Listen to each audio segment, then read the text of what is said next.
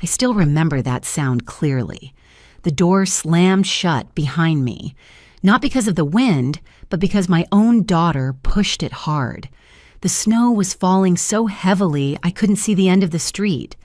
I stood there, my hands trembling from the cold, while she spoke in a voice as calm as if she were reading a utility bill. I can't support another person who no longer earns money. I raised her alone for more than 30 years, and in just one white, snow-filled afternoon, I was erased from her life like an expense that was no longer necessary.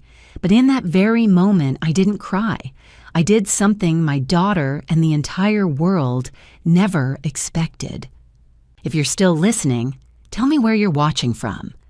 Every comment you leave is another mark in this journey. And if this story has touched you, don't forget to hit like so it can reach even further. My name is Evelyn Carter. I am 63 years old, born and raised in the state of Ohio.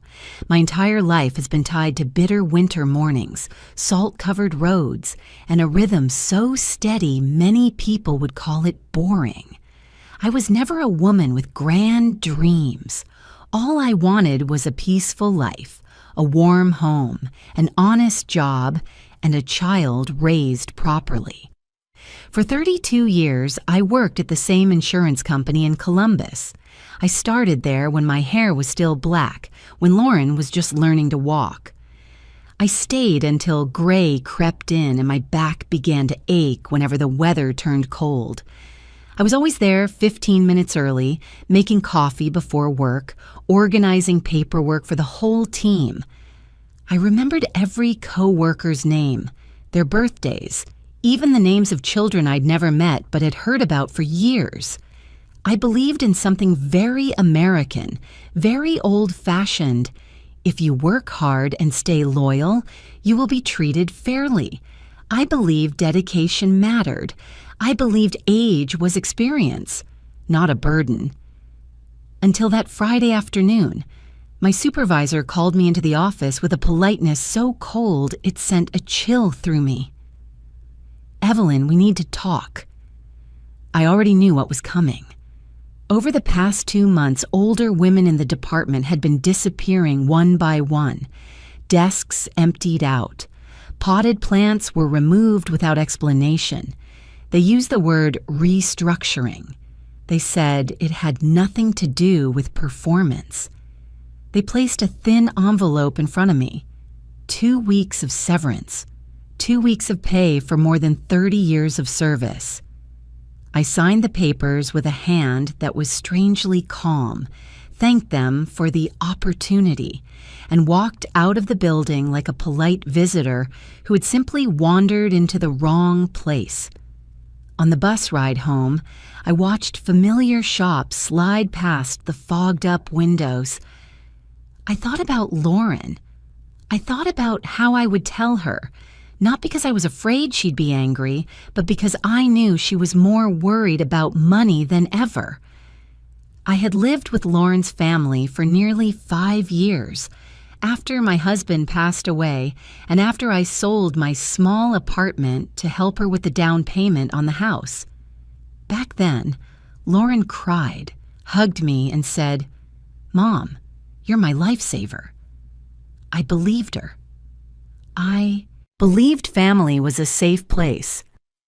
Lauren's house was in a quiet neighborhood, rows of similar homes with neatly trimmed lawns. I walked in and took off my shoes like always. Jason was on the couch, a can of beer in his hand, eyes fixed on a basketball game I didn't care about. He nodded at me but said nothing. My 2 grandchildren ran out of the living room. "Grandma!" They wrapped their arms around my legs, the familiar scent of children's soap softening my heart. It was the only moment that day when I still felt like I belonged. Lauren was in the kitchen, her phone pressed to her ear, her voice tight. I caught fragments. Payment? Past due? Just 1 more week. When she hung up, her shoulders sagged. I stood there, my purse still in my hand, and said the sentence I had practiced the entire bus ride. "Lauren, I lost my job today." She turned to look at me. First came surprise, then very quickly her expression changed. Not worry, not sympathy, calculation, as if an invisible spreadsheet had appeared in front of her eyes. "What did you say?" she asked, her voice rising. I repeated it slowly, explained. "They're restructuring. I have 2 weeks of severance. I'll look for another job." Lauren didn't answer right away. She sat down, fingers interlaced. "Do you know Jason is unemployed?" she said. "Do you know we haven't paid this month's mortgage yet?" I nodded. I had helped them so many times before, small amounts that grew larger and larger. I never asked for anything back. I thought that was what a mother did. "Then you understand," Lauren continued, her voice turning cold. "I can't take on any more." I felt like all the air had been sucked out of the room. "Take on?" I repeated. "Mom," she sighed, "you don't have income. I can't support another adult who doesn't earn money." The words fell between us like a heavy object. Jason never looked up. The TV kept blaring the cheers of the crowd. I stood there, looking at my daughter, the child I once held through sleepless nights, and I didn't recognize her anymore. Lauren avoided my eyes. "You should find somewhere else to stay for now," she said, "just temporarily. Once you get back on your feet, then—" Outside the window, snow began to fall. Big, heavy flakes covered the walkway in front of the house. The morning forecast had warned of a storm. I looked outside, then back at my daughter. "Now?" I asked. Lauren was silent for 1 second too long. Then she nodded very slightly. I went upstairs and packed a few necessities. I could hear the children laughing downstairs, unaware that their grandmother was being erased from their lives. When I pulled my suitcase to the door, Lauren was already standing there. She opened it. She didn't say goodbye. She didn't hug me. The door slammed shut, not because of the wind. I stood on the porch as snow began to settle on my shoulders. My breath turned to steam. And in that moment, I understood something painfully clear. I hadn't just lost my job. I had been pushed out of my own family. I didn't stand there long. The snow crept into my collar, the cold seeping through my old coat. I dragged my suitcase down the steps and walked slowly toward the curb, where yellow streetlights cast a glow over the white ground. Each step sounded soft, but inside my head, the noise was deafening. 30 years. The number kept repeating in my mind, steady as the ticking clock on the wall of my old office. 30 years, I was never late. 30 years, I never took a day off unless I was truly sick. 30 years, I believed that if I did things right, lived honestly, life wouldn't be too cruel. I remembered my first morning at that insurance company. I was in my early 30s. Lauren couldn't even read yet. I wore a light blue dress I bought on sale, lunch packed the night before. The office was small and outdated, but full of hope. I was the youngest woman there, always volunteering for the tasks no one wanted. I learned quickly. I took careful notes. I didn't complain. When the company changed systems, I stayed late to learn the new software. When coworkers went on maternity leave, I took on extra work without asking for more pay. I was proud of being reliable. There were days I left the office long after dark, rushing home to cook dinner for Lauren. I ate a few quick bites, then sat at the kitchen table reviewing paperwork for the next day. I never thought of it as sacrifice. I thought it was simply the duty of a mother, of an honest worker. I believed that so deeply I never questioned it, until the past few years when things began to change, quietly, slowly, like cold air slipping through a crack you don't notice at first. Familiar faces disappeared. Patricia, who sat across from me for more than 20 years, was let go early. Linda, who brought homemade cookies every Friday, vanished after a closed-door meeting. They were all older. They all had the same confused look as they packed their things. At first, I reassured myself, maybe they retired willingly. Maybe the company gave them a package. I didn't want to think further. Then it was my turn. No thank you, no apology. Just a thin envelope and 2 weeks of severance. 2 weeks for 30 years. I held that envelope and felt no anger, only emptiness, as if someone had erased a part of my life with a few printed words. Standing outside my daughter's house, snow falling around my feet, I finally understood what it felt like to be discarded by society. No one says, "You're useless." All the doors just close at once. When you're young, they call you potential. When you're middle-aged, they call you experience. When you grow old, all they see is cost. I no longer had economic value.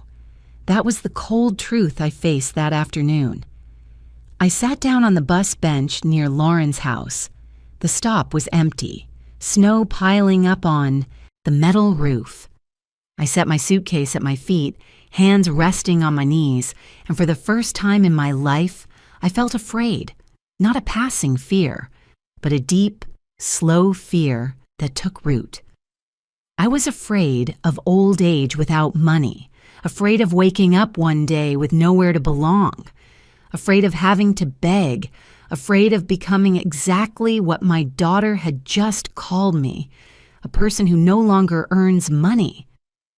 I thought about my old apartment, the one I sold to help Lauren buy this house. When I signed those papers, I smiled, believing I was investing in my child's future. I never kept a backup plan for myself. Back then, I believed family was the best insurance. I was wrong. The snow fell harder. The wind cut through my coat, making me shiver. And in that moment, images of Lauren as a child surfaced with painful clarity. She once had a high fever on a snowy night, and I carried her on foot to the emergency room because the car wouldn't start. She once sobbed when her father left, and I held her, promising I would never abandon her. She once told me as a teenager, "Mom, you're the strongest person I know." I had lived up to that promise. She hadn't. I didn't blame Lauren right then. I only asked myself over and over, like a needle that wouldn't stop pricking, where did I go wrong? Did I raise her too fragile when it came to money? Did I sacrifice so much that she stopped seeing the value of that sacrifice? Or did I teach everyone, by always putting myself last, that this was simply where I belonged? Those questions followed me through that long evening. When the last bus of the day arrived, I stepped on and took a seat by the window. Outside, lit-up houses passed in silence. Somewhere, families were sitting down to dinner, sharing small stories around the table. And there I was, 63 years old, jobless, homeless, and realizing that 30 years of loyalty were worth exactly 2 weeks of pay, and not even enough to keep me in my own daughter's house. I leaned my head against the cold glass and closed my eyes. There were no tears left, only a terrifying emptiness, and a question with no answer yet. The bus stopped in front of a low, aging building, tucked between 2 abandoned warehouses. The sign out front was faded by snow and time, only a few words still readable.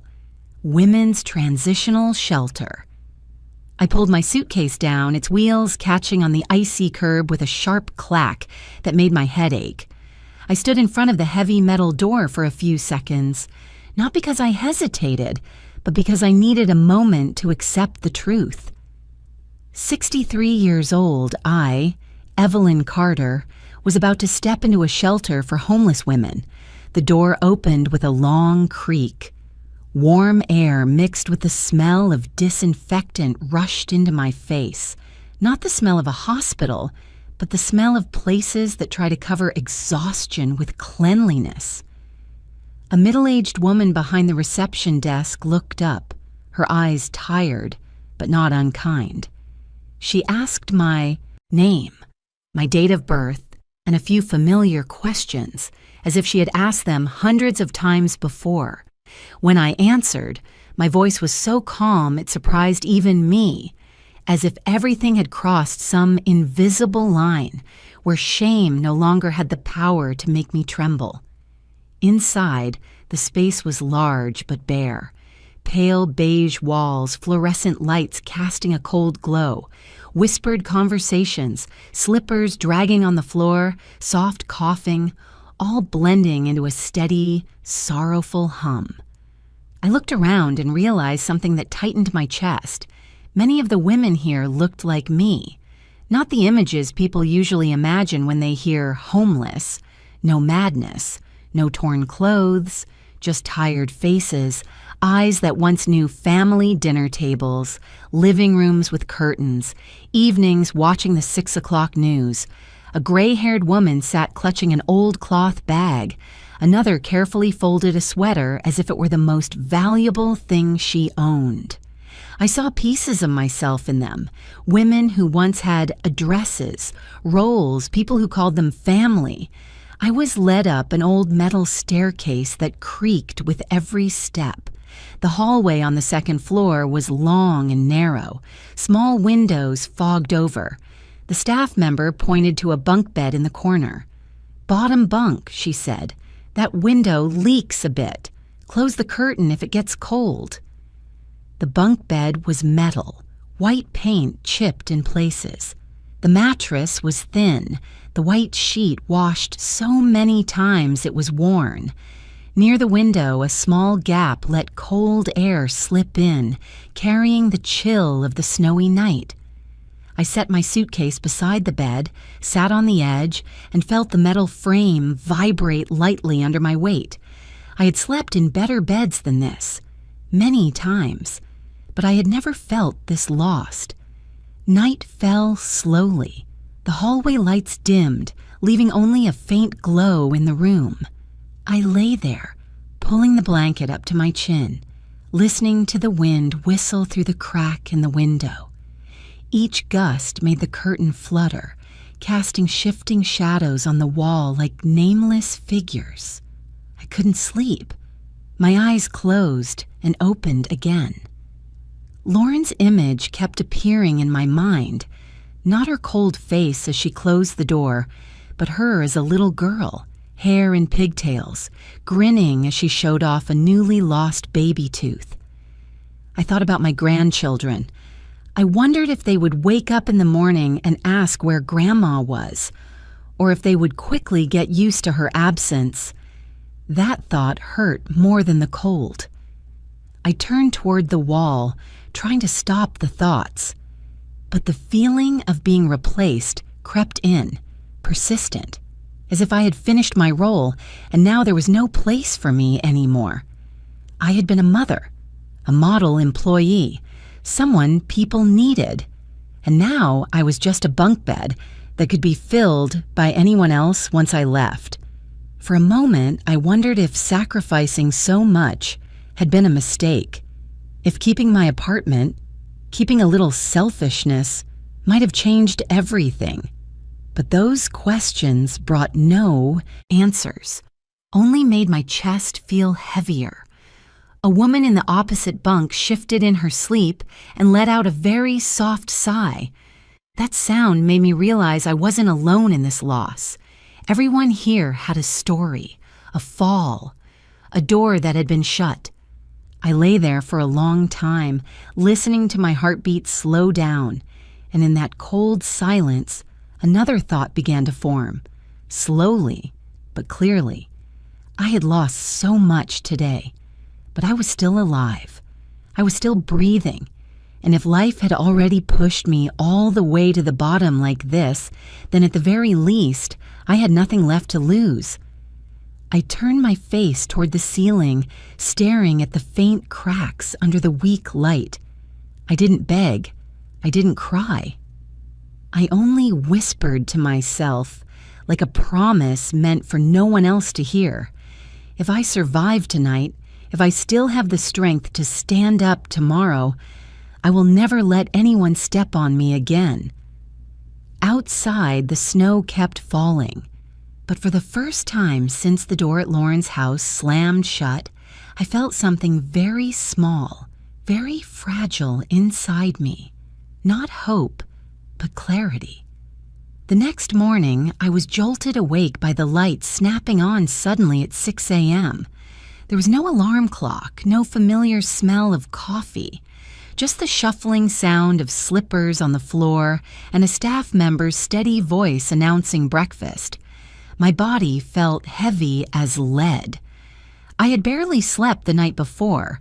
Still, I sat up and carefully folded my blanket out of old habit, the habit of someone who once believed that small order could keep life from completely falling apart. After a simple breakfast of watery oatmeal and a weak cup of coffee, we were asked to line up at the end of the hallway. A small sign hung on the wall read, "Health Screening, Mandatory for New Residents, Mandatory Health Screening." I wasn't surprised. Places like this have to make sure there are no contagious diseases. I stood in line with the other women, all of us silent, eyes drifting without focus. Someone coughed dryly. Someone else clutched an old coat tightly, like a fragile layer of protection. The medical room was at the end of the first floor, small and so clean it felt out of place in the aging building. A few posters hung on the walls advising people to quit smoking, monitor blood pressure, eat healthy. Good advice, but it sounded like a luxury to people who didn't know where they'd sleep that night. When it was my turn, I walked in and sat on the plastic chair beside the exam table. The nurse looked up and smiled, not overly cheerful, but genuine. That alone eased my tension a little. She introduced herself as Hannah Lewis, early 40s, brown hair neatly tied back, thin-framed glasses. Her eyes were calm, used to broken stories, but still gentle enough that I didn't feel like just another file. "We'll check your blood pressure, heart rate, and take a little blood for basic tests," she said, her voice even and soft. "Just routine." I nodded. I had no expectations at all. At my age, every test comes with a quiet fear: diabetes, heart disease, cancer. I had prepared myself to hear another piece of bad news. I think I believed I no longer had the strength to be surprised again. Hannah wrapped the blood pressure cuff around my arm. The numbers made her frown slightly before she wrote something down. "A bit high," she said. "Stress lately?" I gave a faint smile.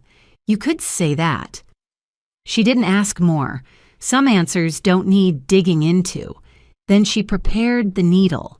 I turned my head to the side and stared at the poster in front of me. A smiling family around a dinner table, an image so familiar it hurt.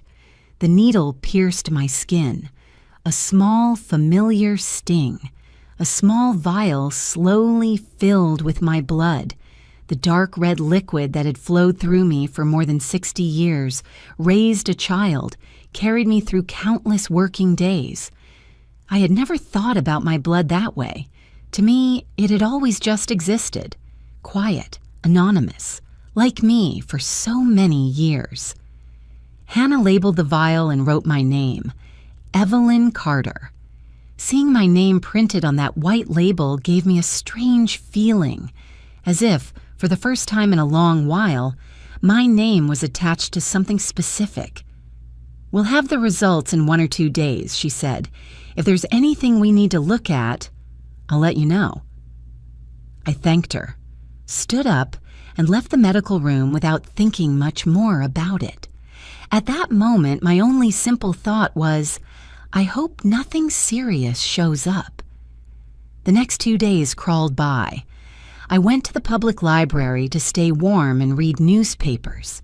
I scanned job listings, even though deep down I knew my age was an invisible wall. I returned to the shelter at night, ate dinner in silence, then lay back down on the bunk bed near the drafty window. On the third day, as I was lining up for lunch, a staff member came looking for me. "Evelyn Carter," she called. "Nurse Hannah would like to see you." My heart tightened. In that instant, I thought, this is it. I followed her down to the medical room, each step heavier than the last. Hannah was standing by the desk, flipping through a folder. When she saw me, she looked up, and right then, I noticed something unusual. Not worry, not pity, but hesitation. She pulled out a chair and motioned for me to sit. "Evelyn," she began, slower than usual, "I need to talk to you about your test results." I clasped my hands tightly on my lap. "Is something wrong?" I asked, bracing myself for the familiar words. Hannah took a breath. "Not in the way you're thinking," she said. "Actually, your results are quite unusual." I frowned. At my age, unusual is never a comforting word. "Your basic numbers are fine," Hannah continued. "But during the blood tests, we found that you have a very rare type of antibody." I looked at her, confused. "An antibody?" She nodded and explained briefly, just enough for me to follow. "Some people, very rare, have unique immune traits, and I, based on the initial results, might be one of them. We need to run more advanced tests to confirm," Hannah said. "But if it's true, your blood could help another patient." I let out a soft laugh, not because it was funny. "Are you saying I have some strange disease?" I asked. "Or that I'm about to—" "No," Hannah interrupted firmly. "You don't have a dangerous illness, at least not from what we can see." I exhaled, but I still didn't understand. "Then what is it?" Hannah looked at me for a long moment, as if weighing every word.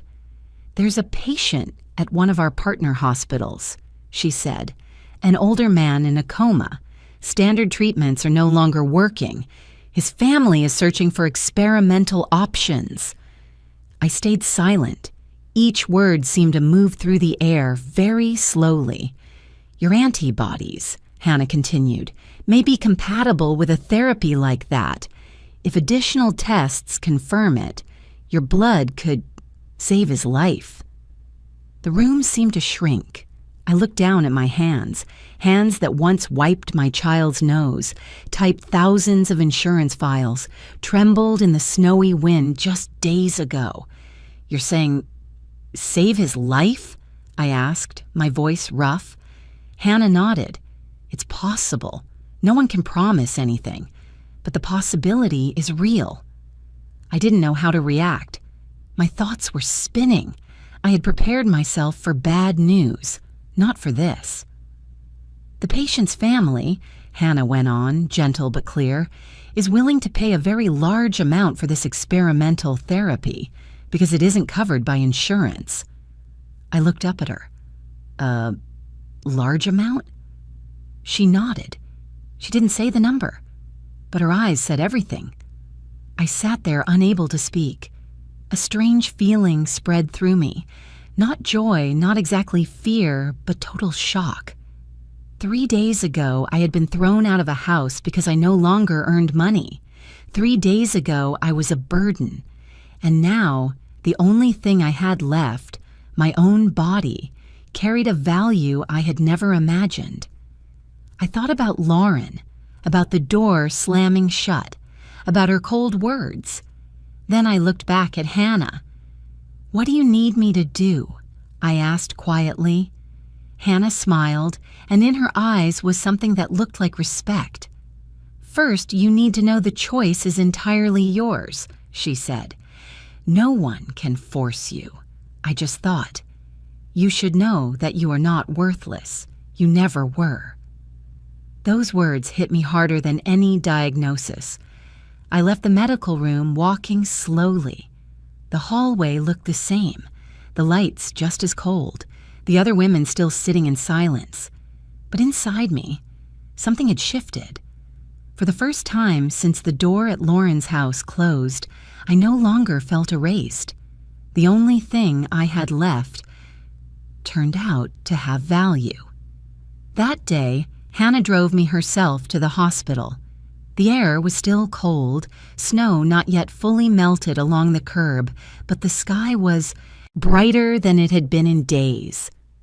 The car passed through downtown Columbus, where tall glass buildings reflected the pale winter sunlight. I had lived here nearly my entire life, yet this time everything looked unfamiliar, as if I were stepping into a world I had never been allowed to touch before. The hospital rose in front of me, large and silent, a pale concrete structure with endless rows of windows. The parking lot was nearly full. Ambulances moved in and out, lights flashing in the cold haze. I stood at the entrance for a few seconds, pulling my collar higher, my palms sweating despite the low temperature. I had brought Lauren to this hospital when she was little, during bouts of pneumonia or high fever. Back then, I was the anxious mother, gripping her hand, ready to do anything to protect her. Now I walked in alone, in a completely different role. Not a family member, not medical staff. I was a homeless woman carrying something whose value I barely understood. We took the elevator up.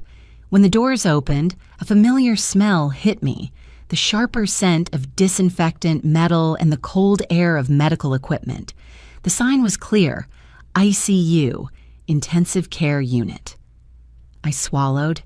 Hannah led me down a long hallway where machines hummed steadily, like the mechanical breathing of the entire floor. Through glass windows, I saw brightly lit rooms, bodies lying motionless, tubes and wires everywhere. Each room held a story suspended between life and death. We stopped in front of a room at the end of the hall.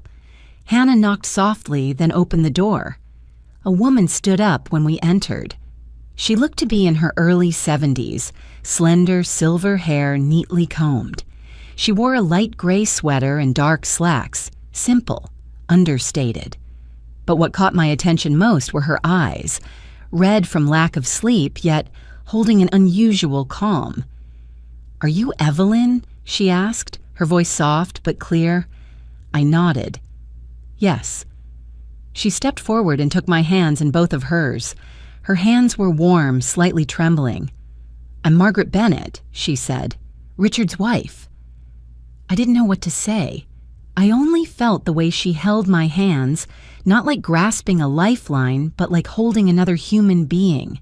No pleading, no pressure, just quiet gratitude, without any promises demanded. Through the glass behind her, I saw the man lying in the hospital bed. He was thinner than I expected, silver-haired, his face so still it almost didn't seem real. The machines around him beeped steadily, reminding us that his life was being held in place by technology. "Richard Bennett," Hannah said quietly beside me, 74 years old. I had heard that name somewhere before, on the news, in evening business reports when I still lived with Lauren, a successful businessman who built a large logistics company from nothing. But seeing him there, I didn't see wealth or power. I saw a man sleeping very deeply and a wife waiting for him to wake up. We stepped into the waiting area, where the lights were softer. A doctor approached, introduced himself and his title, then invited us to sit. He spoke slowly and carefully, choosing each word as if afraid of breaking something fragile hanging between us. He explained that Richard had a rare immune disorder that led to severe neurological complications. Standard treatments were no longer effective. He emphasized that the therapy they were considering was experimental, with no clear precedent and no guarantee of success. I listened, but my mind drifted. I watched Margaret sitting beside me, hands clasped, back straight, eyes fixed on the doctor. She didn't interrupt. She didn't press for answers. She listened like someone who had heard similar explanations too many times, yet still hadn't let go of hope. "We need completely voluntary consent," the doctor said, turning to me. "You have no obligation to do this, and you must understand the risks for both sides." I nodded. I didn't feel cornered. No one looked at me like a commodity. No one said I had to do this. That, more than anything, made me tremble. Then the doctor mentioned the compensation. The number was spoken lightly, professionally, as if it were just an administrative detail, but it landed in my ears like a stone. $500,000. I heard every syllable clearly. I didn't ask him to repeat it.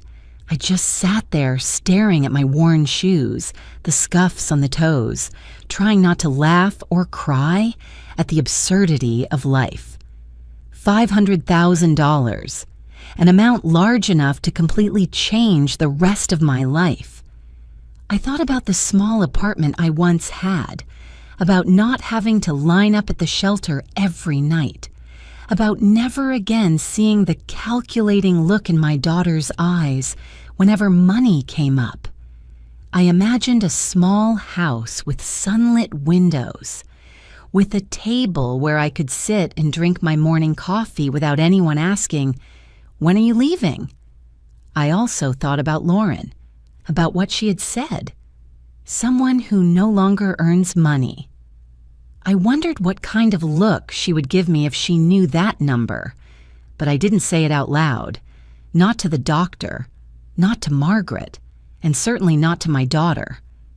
"I need time to think," I said, finally finding my voice. Margaret squeezed my hand gently. "Whatever you decide," she said, "I'm still grateful that you came here." That sentence, no demands, no strings attached, made my chest ache. I realized how accustomed I had become to being asked, to being used, to the point where this simple, genuine respect left me unsettled. On the way back to the shelter, I sat quietly in the car. Hannah didn't ask whether I had decided yet. She just drove, giving me the space I needed. That night, I lay on the familiar bunk bed, staring at the ceiling. The wind whistled through the crack in the window. Everything was the same, but I wasn't. I knew I would agree, not just because of the money, but because for the first time in a long while I had the right to choose, and that choice could give me a life that no longer depended on anyone's unpredictable goodwill. I closed my eyes, the decision already clear in my heart, and I knew one thing for sure. Lauren would not know about this. At least, not yet. 3 days after the hospital meeting, just as I returned to the shelter after a long, dragging afternoon at the public library, the staff on duty called my name from the end of the hallway. "Evelyn Carter, you have a phone call." I froze. Not many people knew I was here. In fact, almost no one did. I hadn't called Lauren. I hadn't called any relatives either.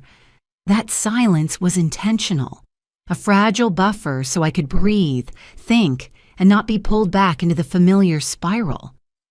I picked up the receiver, my heart beating slowly but heavily. "Hello?" There was a very brief pause on the other end of the line. Then I heard my daughter's voice, Lauren's voice, but not the voice I had heard the last time outside the house in the snowstorm. "Mom, it's me." Her voice was softer, more careful, as if every word had been weighed before being spoken. I didn't respond right away. I didn't want to react on instinct. I just held the receiver tightly and listened to my own breathing.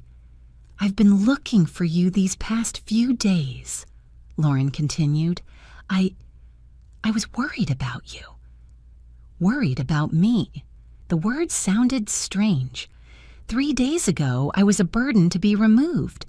3 days later, I had become someone to worry about. The change came too fast for me to believe it was natural. "I asked around everywhere," she went on, her voice trembling slightly. "I finally found out you're staying at a shelter. Oh my God, Mom, why didn't you call me?" I closed my eyes. I could picture her face clearly as she said that. the face of someone playing concern very well, but I had lived with her long enough to know the difference between genuine worry and purposeful worry. "I'm sorry," Lauren said quickly, as if afraid I would interrupt. "I've been thinking a lot. About that day, about what I said. I was under too much pressure. Everything hit at once." I stayed silent. "The kids miss you so much." She shifted her tone, noticeably softer. "Tommy asks every night where Grandma is, the one who reads to him, and little Emily keeps an empty chair in the living room, saying it's for Grandma when she comes back."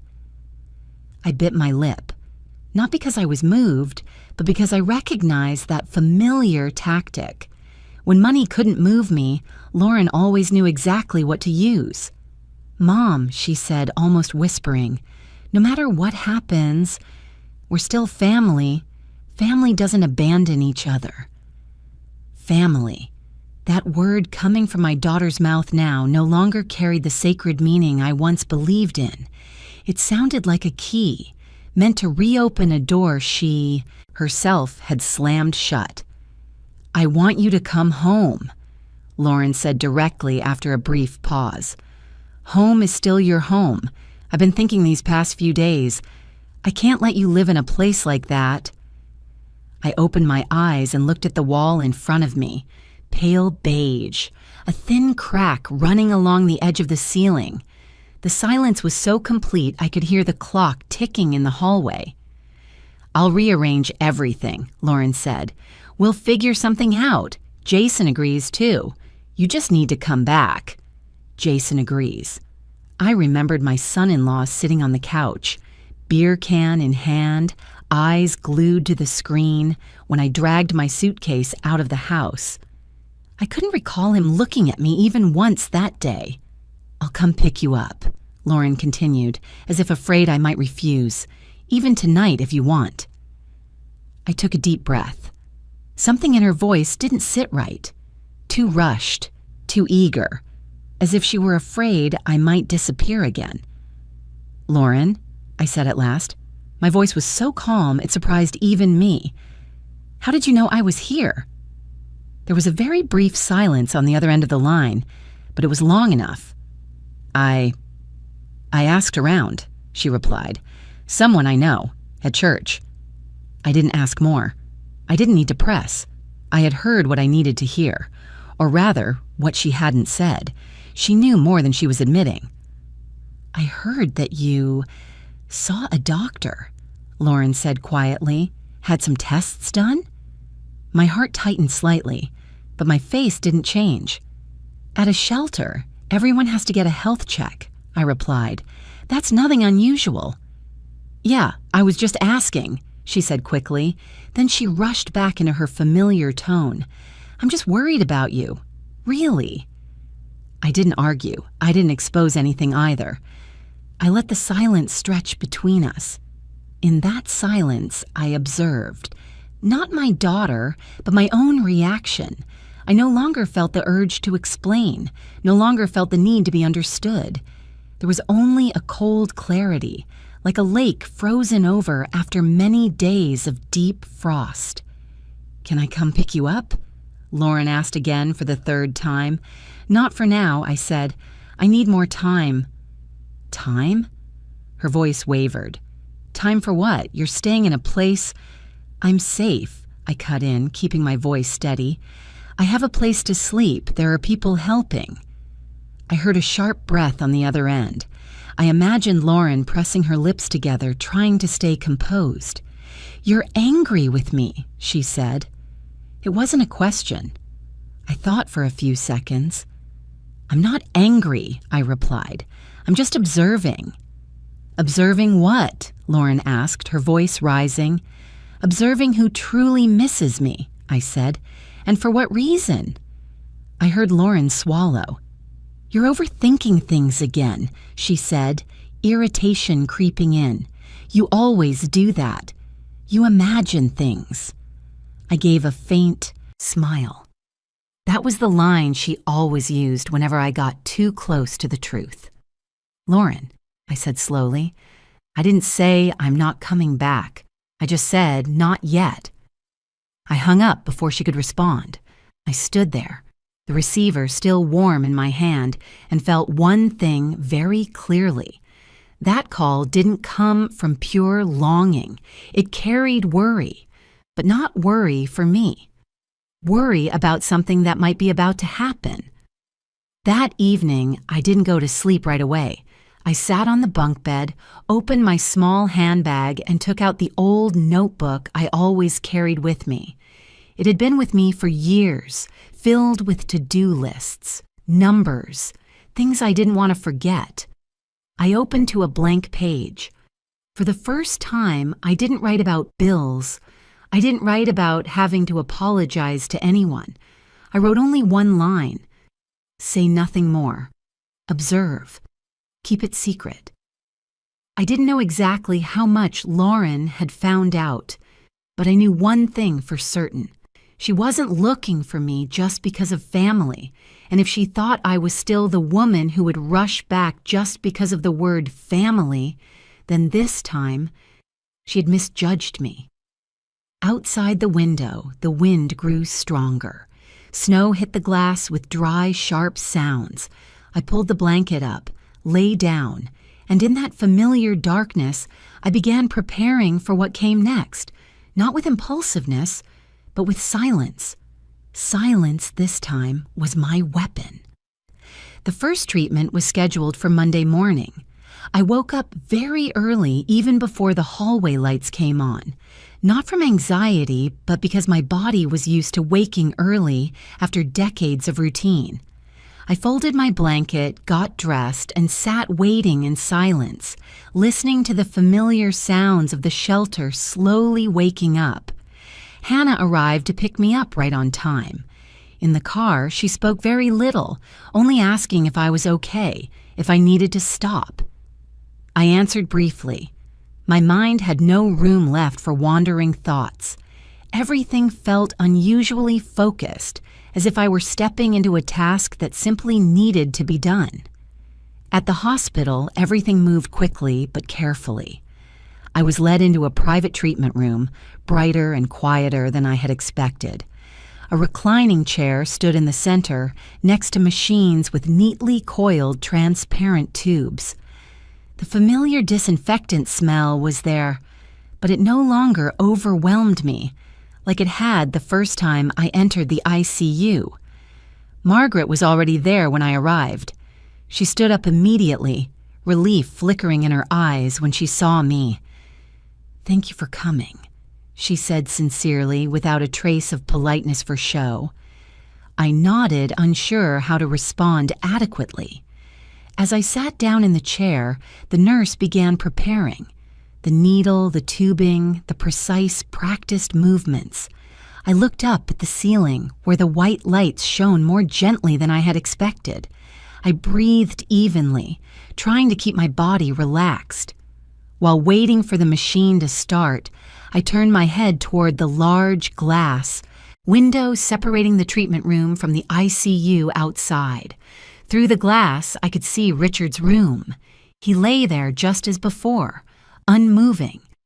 But today, as I looked more closely, a strange feeling crept into me, a vague familiarity with no clear source. I had seen many faces in my life. At work, at Lauren's school, in the old neighborhood. But this wasn't like logically recognizing someone. It was like hearing a melody you haven't heard in years, and before you can remember its name, your heart sinks over something very old. I studied his face through the glass. The silver hair, the features thinned by illness, but still familiar. Especially the eyebrows and the straight bridge of his nose. I didn't say anything, telling myself I was imagining things. My mind had been overloaded these past few days. The treatment began. I felt my blood being drawn out, passing through the machine, then returning to my body. It didn't hurt, just a slight fatigue, like after a long workday. Margaret sat nearby, hands resting on her handbag, back straight, eyes never leaving me. She didn't speak, only offering the faintest smiles now and then, as if to reassure me. "Are you feeling uncomfortable?" a nurse asked. "No," I replied. "I'm fine." In that slow, quiet time, thoughts I hadn't named began to surface. Old images, very old, ones I believed had been buried under layers of responsibility and years, suddenly came into focus. A summer afternoon, blazing sunlight, a tall, thin young man with a bright smile leaning against a wooden fence, the sound of cicadas, the smell of dry grass. My heart skipped a beat. Impossible, I told myself.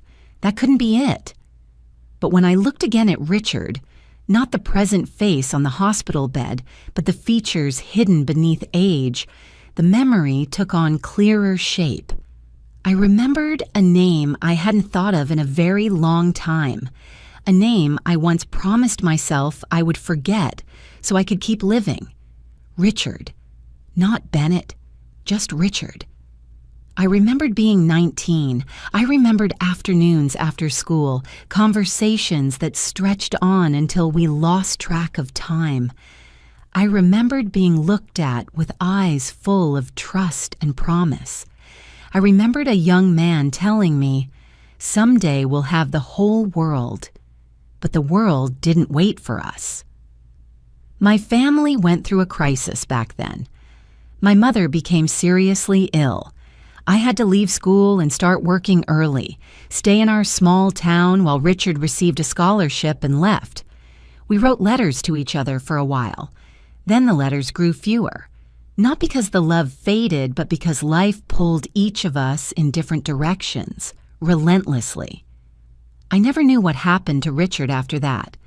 I got married. I had Lauren. I stayed so busy there was no space left for unanswered questions. And over time, that memory was tucked away in a very deep corner, one I no longer touched, until now. A chill ran down my spine. I turned to Margaret. She was looking at me, her eyes gentle but sharp, as if she had noticed the change in me. "Are you all right?" she asked softly. I nodded, but my throat tightened. I didn't know what I should ask, or whether I should ask anything at all.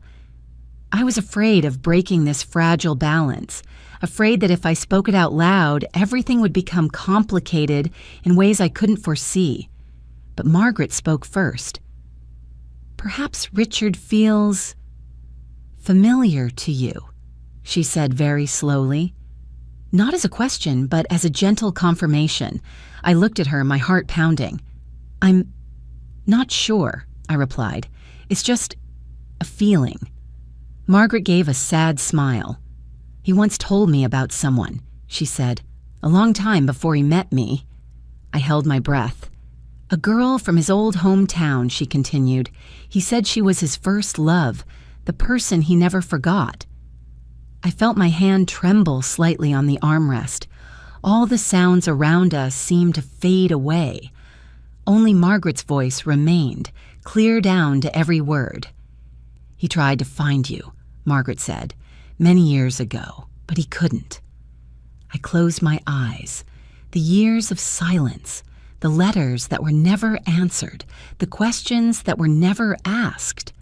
All of it suddenly came together into a picture I hadn't known I was missing. "You knew about this?" I asked, my voice rough. Margaret nodded. "I knew," she said, "from the very beginning. Richard never hid it from me. He was always honest." There was no jealousy in her voice, no resentment, only the quiet acceptance of someone who had lived long enough to understand that love isn't always about possession. "He loves me," Margaret went on very firmly, "and I know that. But I also know there's a part of his heart that belongs to the past. I never saw that as a threat." Tears spilled over before I could stop them, not from pain, but from a feeling that was too full. A deep, quiet emotion stretched across more than 40 years, finally finding its name. Margaret's kindness left me stunned. She didn't look at me as someone intruding on her marriage.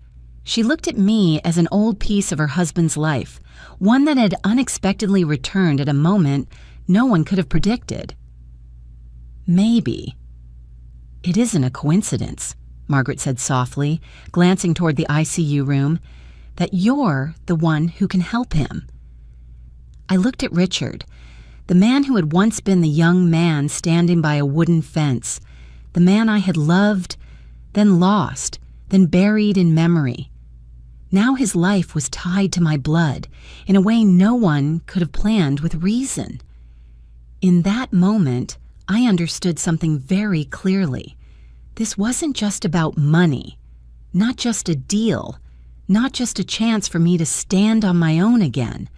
This was a circle closing after more than 40 years. A connection I thought was lost had only been sleeping.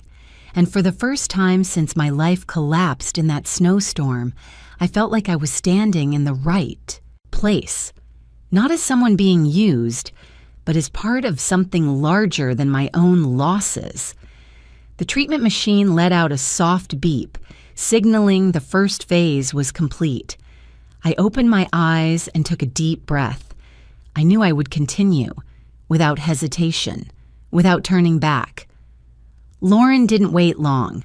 Just 2 days after the second treatment, while my body was still tired and my mind hadn't fully returned to its normal rhythm, she showed up, without notice, without asking, as if her patience had completely run out.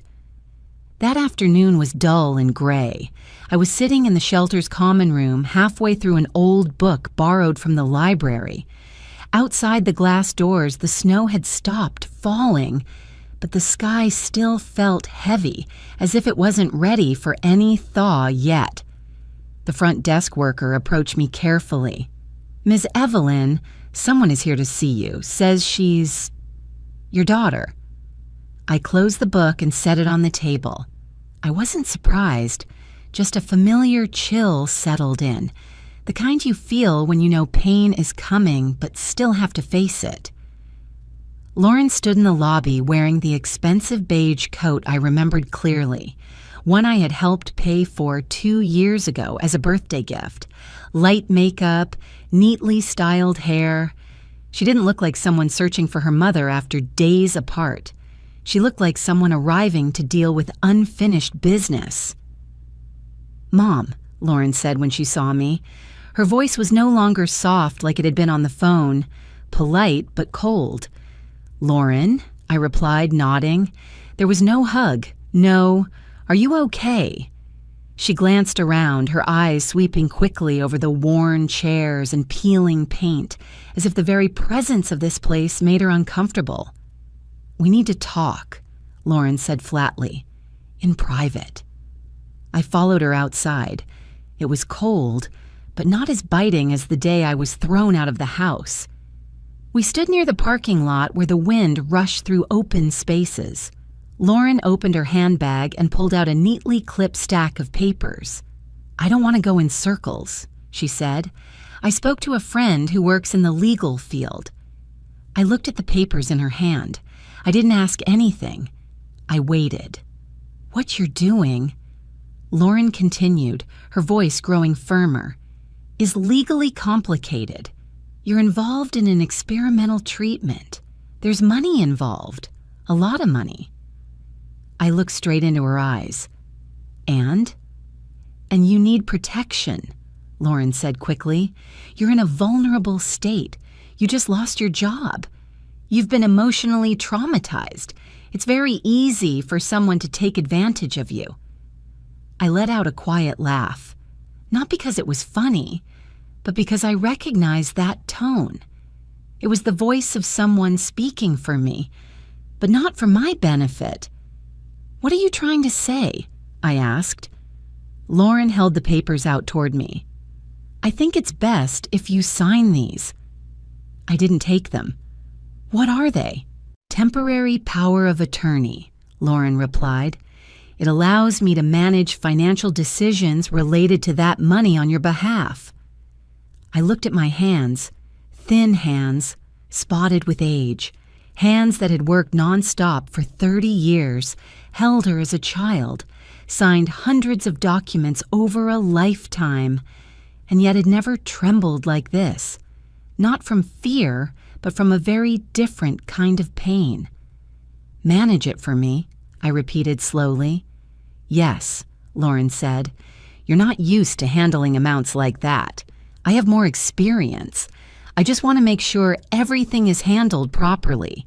Taxes, legal responsibility, risks if there are disputes."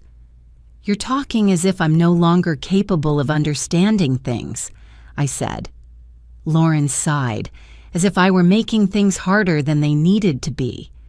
"Mom, don't overreact. This is just a precaution." I looked at her very carefully, and for the first time I no longer saw my daughter in her eyes. I saw a stranger, someone weighing benefits, calculating moves, trying to control something she believed was slipping away. "Who did you talk to?" I asked. Lauren hesitated for a second. "A lawyer. I don't want you getting into trouble." "Your lawyer," I corrected. She didn't deny it. "Lauren," I said, word by word, "do you remember the last time you asked me what I wanted?" She frowned. "This isn't the time to bring up the past." "For you, maybe not," I replied. "But for me, it is." Lauren grew impatient. "Mom, I'm trying to help you, but if you don't cooperate, things could get complicated." "How complicated?" I asked. She looked at me, her eyes noticeably colder. "If necessary, I could request an evaluation of your capacity. You're being influenced by outsiders. People might think you were manipulated." The word landed between us like a blade. Manipulated. I felt something inside me finally snap. Not just now, but the delayed breaking of a relationship that had been cracked for a long time. "What did you just say?" I asked quietly. "You know what I mean," Lauren replied without backing down. "I just want everything clear before it's too late." I nodded, slowly, calmly. So calmly it surprised even me. "So you didn't come here because you miss me," I said. "You came because you're afraid of losing control." "That's not true," Lauren protested immediately, but her voice lacked conviction. "Would you be looking for me," I continued, "if there wasn't that money?" Her silence answered for her. In that moment, I understood very clearly. Lauren no longer saw me as her mother. She saw me as a variable, a risk, an asset that needed to be controlled.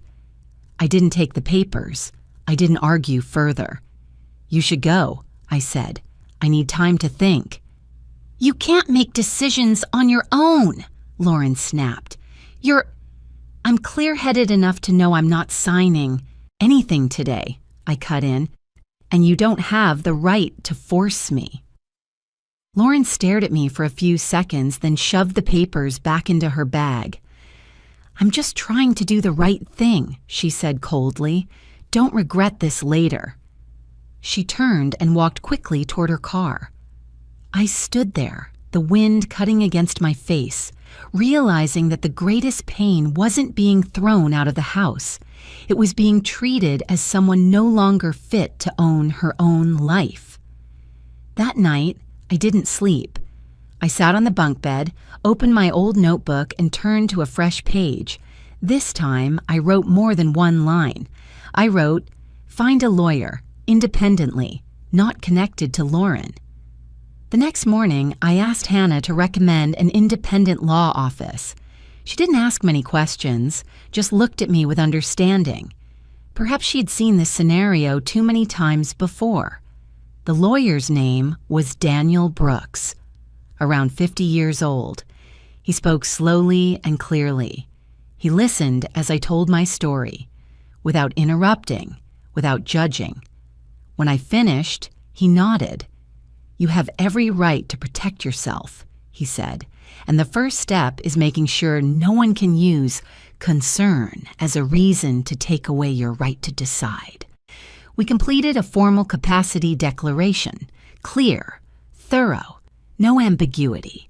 We drafted a temporary will, not because I thought I was about to die, but because I understood that when money appears, so does greed. For the first time in my life, I signed documents not to serve someone else, but to protect myself. When I left the law office, I walked slowly along the sidewalk dusted with thin snow. It was cold, yet my chest felt strangely warm. I had lost many things, but at least I was no longer a woman anyone could step on in the name of family. And for the first time in many years, I knew one thing for certain. I was standing on my own side. The 5th treatment took place on a morning that was unusually quiet. No snow, no rain, just a thin layer of clouds covering the city sky, softening the light that filtered into the hospital like diluted watercolor.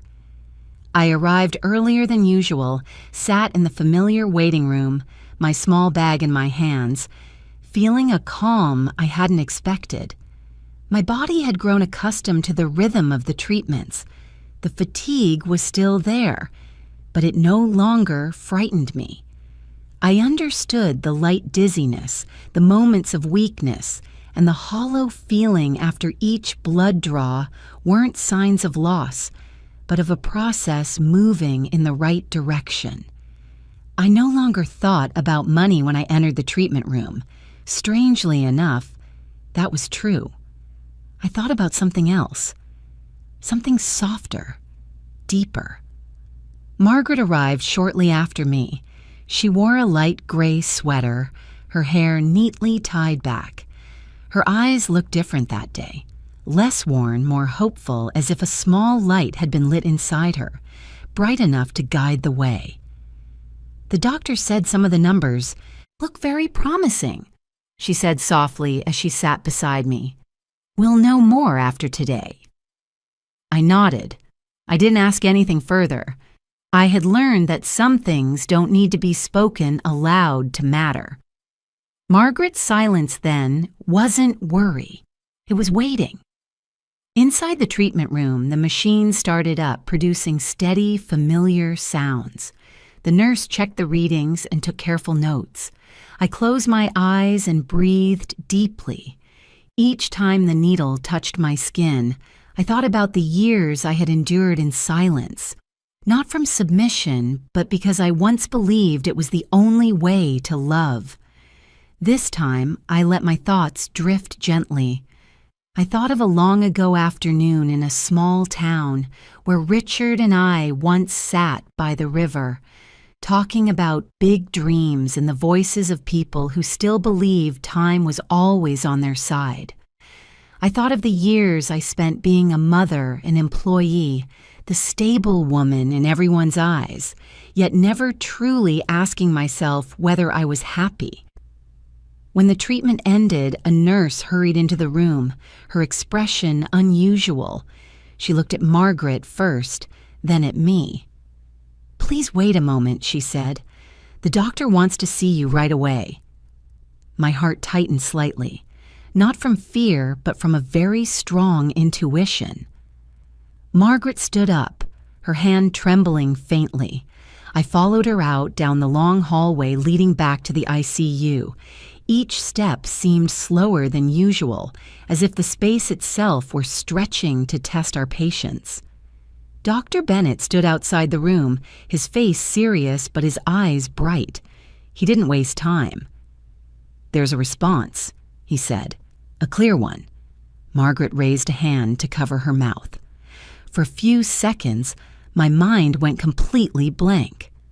"What kind of response?" she asked, her voice shaking. "Increased neurological activity," the doctor replied. "We've seen steady improvement over the past 2 days, but this morning it was stronger, much stronger." He opened the door and gestured for us to come in. Richard lay there, still thin, still connected to the familiar machines. But something had changed. I noticed it immediately, even before the doctor said anything more. His eyelids twitched, Not a random reflex, a deliberate movement. Margaret gripped my hand tightly. "Richard," she called, her voice breaking. For a few seconds, nothing happened.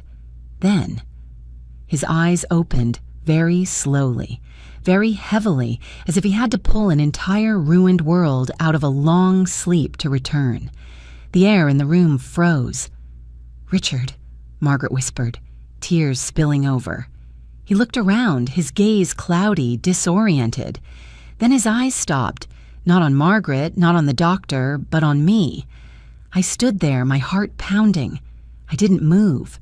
I didn't dare breathe too deeply. His lips moved slightly, no sound. Then again. This time, very softly, very weak, but enough for me to hear. "Evelyn." The entire room erupted. Margaret broke into sobs. The doctor turned, signaling the medical team. Nurses rushed in. Equipment was adjusted. Rapid medical instructions filled the air. But all those sounds felt distant to me. He said my name, not Margaret. Not a mistaken name. It was me. The name no one had spoken in that voice for more than 40 years. I stepped closer, my hands trembling so badly I had to grip the edge of the bed. "I'm here," I said softly. "I'm here." His eyes focused more clearly, sharper. A very faint, very weak smile appeared, but it was the smile I remembered. The smile of the young man who once said we would have the whole world. "I knew," he whispered, his voice hoarse and broken. "I knew you'd be here." I couldn't hold back my tears, not from pain, not from regret, but from something pure, being seen, being remembered, being called by name, not out of obligation, but out of feeling. The Bennett family stood around the bed. I saw emotional faces, reddened eyes. There was no discomfort, no suspicious glances. No one asked why he had called my name. No one asked me to step back. No one mentioned money. Margaret turned to me, tears streaming down her cheeks, but she smiled. "Thank you," she said. "Thank you for bringing him back." I shook my head. "No," I said. "We did this together." Over the next few hours, Richard became more alert. He didn't speak much. Each sentence required enormous effort. But he held Margaret's hand. He looked at his children. He looked at me, as if trying to memorize every detail, afraid that if he blinked, it would all disappear. No one asked anything of me.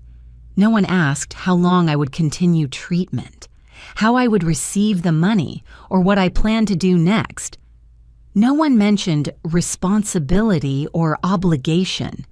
I wasn't placed in a position where I had to repay anything. For the first time in a very long while, I was simply present, and that was enough. That evening, I sat alone in my small room at the shelter, looking out the window. Streetlights cast a golden glow over the thin layer of snow. I thought about Lauren, about the stack of power of attorney papers, about the way she had looked at me as something that needed to be controlled. Then I thought about Margaret, about the way she held my hand, about how the Bennett family stood around the hospital bed without asking a single question about me except whether I was okay. And I understood. Real family doesn't come from blood or beautiful words. It comes from respect, from not treating someone as a means to get what you want. I had lived too long in a family where love always came with conditions. And now, standing before an undeniable miracle, I finally realized how many years I had confused obligation with love. Richard had woken up, but the one who truly awakened was me. The news that Lauren had lost her house reached me on a morning that seemed perfectly ordinary. I was sitting in the small room at the shelter, organizing a few personal belongings, when my phone vibrated. An unfamiliar number. I stared at the screen for a few seconds before answering, no longer rushing the way I used to. "Hello?" Lauren's voice came through immediately, hoarse and urgent. No small talk, no awkward greetings. "Mom, I don't have a place to live anymore." I closed my eyes and leaned back in the chair. I had sensed this would happen. I just hadn't expected it to come so soon. "The bank foreclosed on the house," Lauren went on, her breathing rapid. "Jason, he really lost his job this time. For real. We can't manage anymore." I didn't speak. I let the silence stretch. Not as punishment, but to hear everything my daughter was trying to say and everything she wasn't. "Mom," Lauren lowered her voice, sounding weaker. "I know I was wrong. I know I said things I shouldn't have. But now we really need you." The sentence fell into the familiar space between us, just as it had so many times before. The only difference was that this time, I didn't rush to fill it. "What about the kids?" I asked evenly. Lauren seemed ready for that question. "Tommy and Emily, they're panicking, Mom. They don't understand what's happening. Tommy cries all night. Emily keeps asking when we can go back to the old house." My throat tightened. Images of the two children came sharply into focus. Our evenings reading together, the mornings I made breakfast before work. They weren't at fault. I knew that better than anyone. "Mom," Lauren said, her voice beginning to tremble deliberately, "you can't abandon your grandchildren.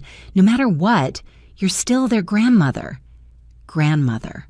Not mother, not family. A role. One I was reminded of whenever emotions needed to be stirred. "What do you want?" I asked. Lauren was silent for a few seconds, then spoke quickly, as if afraid I might change my mind. "Just help us temporarily. You're in a better position now. Just for a while. Until we get back on our feet." I opened my eyes and looked out the window. Pale sunlight. Most of the snow on the sidewalk had melted, leaving gray streaks of water. Winter was retreating, but melting doesn't always bring relief. "Lauren," I said slowly, "do you remember the last time you told me you couldn't support another person who doesn't earn money?" Her voice stalled. "Mom." I already apologized. "Did you apologize because you were afraid of losing money," I continued, "or because you truly understood what you did?" Lauren hesitated. "I don't know how to say it so you'll believe me." I nodded, even though she couldn't see me. "I believe you're scared," I said. "I believe you're desperate, but I don't believe you've changed." "I have changed," Lauren said loudly, almost pleading. "Can't you see? I'm calling you. I'm begging." "Begging," I repeated. "Or bargaining." There was no immediate answer. I heard Lauren breathe heavily, then her voice shifted to a different tone, softer, lower. "Mom," she said, "you can endure this, but the kids can't. Do you want them sleeping on someone else's couch? Growing up, feeling abandoned?" That sentence struck the deepest part of me. I felt a pain I knew all too well. The pain of a woman who once sacrificed everything so her child wouldn't lack anything. It pulled me back years, to the days I worked 2 jobs, to the times I skipped meals so Lauren could pay tuition. I stayed silent for a long time, not because I was wavering, but because I needed to be sure where I stood. "Lauren," I said finally, "do you know why I didn't come back home that day?" "Because you were angry," she answered quickly.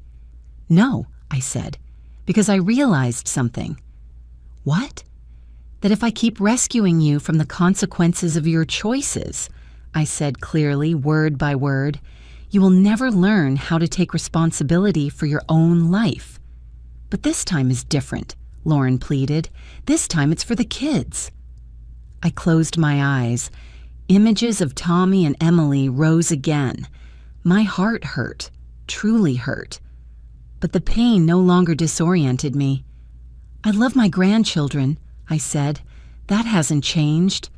Then, "But I won't return to the role of unconditional rescuer," I cut in. "Not for you, not for anyone." "So you're going to let them be homeless?" Lauren snapped, anger creeping in. "No," I replied. "You and Jason are adults. You can find solutions. A smaller apartment, different jobs, community assistance. Many families have had to do the same." "But you have money," Lauren blurted out. "You could fix everything with just one check." "And then what?" I asked. "Then you'd make decisions for me again. Calculate how much I'm worth. Remind me that family only exists when it's convenient." Lauren fell silent. I heard her crying, not an outburst, but tight, frustrated sobs. "You're cruel," Lauren said. "You've changed." I opened my eyes and looked straight at the light outside the window. "Yes," I said, "I have changed. Before, you would never say no," Lauren went on. "No matter what, you would help." "Before, I was afraid of being abandoned," I replied. "Now I'm not." The words rang clearly inside me, not as a declaration, but as an accepted truth. "I don't hate you," I added, my voice softening, "but I can't keep sacrificing myself so you can feel secure." "Then who are you choosing?" Lauren asked, her voice turning cold. "Those strangers?" I gave a sad smile. "I'm choosing myself." The call ended quietly. No goodbye. Just a long pause, and then Lauren hung up. I set the phone down on the table. My hands didn't shake. My chest didn't tighten the way I had expected. There was real sadness. Sadness for my daughter, for my grandchildren, for what could have been different. But beneath that sadness was a steadiness I had never known before. For the first time in my life, I said no without guilt, without feeling selfish, without feeling ungrateful, without feeling like a bad mother. I simply felt like a woman who had lived long enough to understand that love does not mean self-destruction. That evening, I went to the hospital to visit Richard. He was speaking more. His voice was still weak, but his eyes were bright. Margaret sat beside the bed, holding his hand. They looked at me as I entered, smiling without conditions. "Are you okay?" Margaret asked. I nodded. "I am." And it wasn't a polite answer. I didn't turn back. And for the first time, I knew for sure I was moving in the right direction. I signed the papers to buy my house on an early spring morning, when the city still held scattered patches of old snow that hadn't fully melted yet. The air was cold, but the sunlight was different. No longer the heavy gray of winter, but a pale, clear light, like a reminder that everything can begin again. The house wasn't big. 2 small bedrooms, a living room just large enough for a sofa and a bookshelf, and a bright kitchen with a window looking out onto the backyard. Nothing luxurious, no white picket fence like in the movies. But when I stepped across the threshold for the first time with the keys in my hand, I knew with absolute clarity this was my home, not my daughter's house, not a place I was staying temporarily, not a roof tied to conditions, just a home, mine. I stood for a long time in the empty living room, listening to the soft echo of my footsteps on the newly polished wooden floor. The sound made me smile. For years, I had learned to walk quietly, to take up as little space as possible, to exist in a way that wouldn't inconvenience anyone. And now, my footsteps were allowed to be heard, without apology, without hesitation. I bought the house about a 10-minute walk from Richard and Margaret's place, not because I wanted to cling to them, but because I valued the right kind of closeness. Near, but not merged. Connected, but not dependent. Margaret helped me choose the curtains. Richard, once his health had improved, planted a few flower bushes with me in the front yard. We didn't talk much about the past. We didn't need to. Some things once acknowledged don't need to be repeated. I moved into the new house quietly. No housewarming party, no announcements. Just Hannah helping me carry a few boxes and Margaret bringing over a tray of still warm pastries. "Welcome home," she said, setting the tray on the kitchen counter. I stood there, looking at the kitchen glowing in the afternoon light, and for the first time in my life, I truly felt the meaning of those words. In the days that followed, I began arranging my life according to my own rhythm. I woke up when I wanted. I made coffee the way I liked it, unhurried, without preparing it for anyone else. I read in the mornings, took walks in the afternoons, and cooked simple meals just to nourish myself, not to prove anything. Money, the thing that had once been the greatest anxiety of my life, was no longer the center of every thought. I used it carefully with planning, but I didn't let it control me. I paid off the small remaining debts from before. I bought better health insurance. I set aside some for short trips I had always told myself were unnecessary. But the most important thing wasn't the house or financial stability. It was a decision I made one quiet afternoon while sitting alone in my new living room. I opened my old notebook, the one that had followed me through my worst days, and wrote a new heading, "A Fund for Older Women." The idea didn't come from ambition or a desire for praise. It came from the image of Rosa, the woman I had met at the shelter, from the faces I had seen on cold nights, women who had once had families, once worked their whole lives, and then one day were treated as expendable. I knew that feeling. I had lived it. My fund wasn't large. I didn't build a grand organization. I simply created a small fund, enough to help a few women with rental deposits, enough to cover a few legal consultations, enough to give them time to stand on their feet before being swept away. I named it Second Dawn, not because I thought I was saving anyone, but because I believed no one should be denied the chance to begin again just because they had already lived too many years. I met those women in my kitchen. We drank tea. We talked. Not as victims, but as people who had lived long enough to understand that life can be cruel. But it doesn't always have to end in the worst way. Some cried. Some were angry. Some stayed silent for a long time before daring to tell their stories. I didn't fix them. I just listened. And sometimes that was enough. Lauren didn't call me anymore. News about her reached me through others, through a distant relative, through bits of overheard conversation. She and Jason moved into a smaller apartment. The kids changed schools. Their life was difficult, but it went on. I thought about my grandchildren often. I wrote them short letters. No blame, no explanations, just telling them about Grandma's little front garden, about the stray cat I fed every morning, about afternoons spent reading on the porch. I didn't know whether Lauren gave them the letters or not, but I kept writing, not to pull them back, but to keep my love from turning into resentment. One afternoon, while I was watering the plants in the yard, Richard stopped by.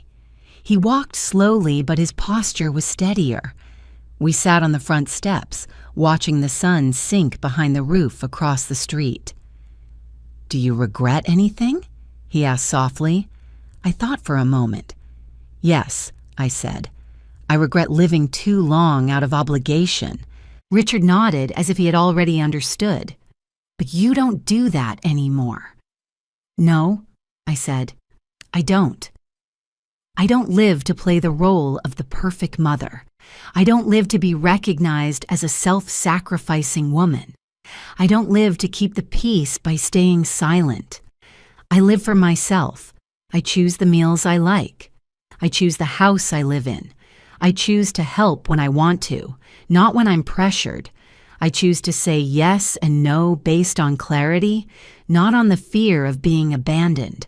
My new life isn't loud, it isn't dramatic, but it's steady, like a tree that has taken deep root after a storm. And for the first time, I don't feel the need to apologize for that. I don't run from the past. I don't deny the years I sacrificed. I simply put them where they belong, behind me. Ahead of me is a life I chose for myself. Many years have passed since the winter day I stood on my daughter's porch, snow covering my shoulders, the door slamming shut behind me like a cold verdict. Time didn't erase that memory, but it changed its shape. No longer sharp like broken glass, it became a faded scar, a reminder that I was once hurt and that I survived. My life now is peaceful in a very ordinary way. Every morning, I wake up in my small house and open the window to let sunlight into the kitchen. I make coffee, water the plants on the porch, listen to birds perched on the wooden fence. There's no packed schedule, no one I need to prove anything to. I read, walk, cook, and occasionally drive to visit Margaret and Richard. Visits without obligation, only voluntary presence. Richard has nearly fully recovered.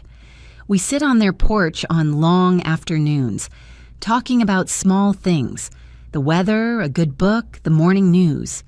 Sometimes we sit in silence for a long time, and that silence no longer makes me feel lacking.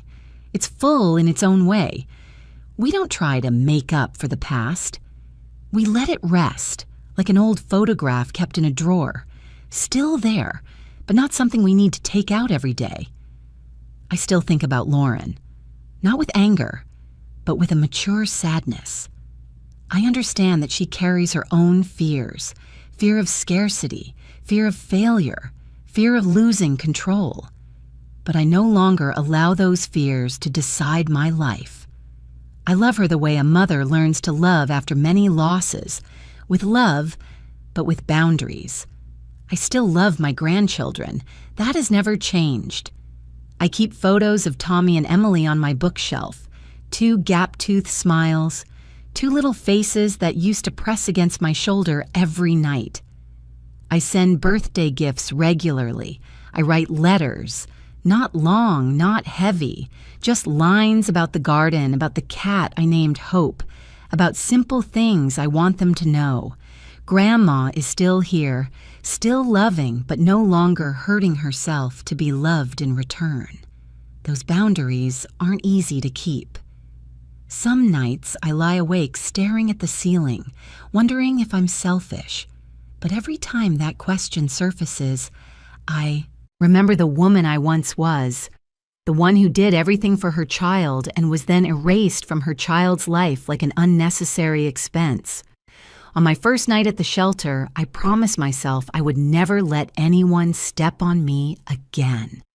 And I've kept that promise, not with bitterness, but with clarity. One autumn afternoon, as the leaves began to turn yellow and a cool breeze passed over the porch, my phone rang, an unfamiliar number. I answered with the calm habit formed over the years. "Grandma?" A small, hesitant voice said. My heart stuttered. I knew that voice even before my mind could catch up. "Tommy?" I asked, my voice trembling just slightly. "Yes," he said. I found your number in the contacts. Mom doesn't know." I sat down in the chair, gripping the phone tightly. "Are you okay?" "I'm okay," he said. "I just wanted to hear your voice." That one sentence dissolved every defense I had. I closed my eyes, letting the autumn wind brush my cheek and listen to every breath of the grandchild I had missed every day. We didn't talk long, about his new school, about math, which he didn't like, about Grandma's cat. He didn't ask why I didn't come back to live with the family. He didn't blame me. He was simply there. And that presence planted a small but steady hope inside me. After the call, I sat on the porch for a long time. Leaves drifted down onto the walkway. I understood then that seeds of love never disappear completely. They just need time and soil that isn't trampled by obligation or guilt to grow again. I don't regret it. I don't regret saying no. I don't regret choosing myself. If there's anything I regret, it's only that I didn't do it sooner. But life doesn't give us a rewind button. It only gives us choices from this moment forward. I didn't seek revenge. I didn't hurt anyone to prove I was right. I lived better, and that was my choice and the only answer I needed. I built a life where I am respected, where help is voluntary, where family is not a chain. Now, looking back, I understand that I lost one family, a family where love came with conditions. But I found myself again, the woman who has the right to choose how to live, how to love, and how to move forward. I'm telling this story not to blame anyone. I'm telling it to remember that sometimes leaving isn't running away, it's returning to yourself. And maybe, somewhere in this story, you see a part of yourself too. What city are you listening from?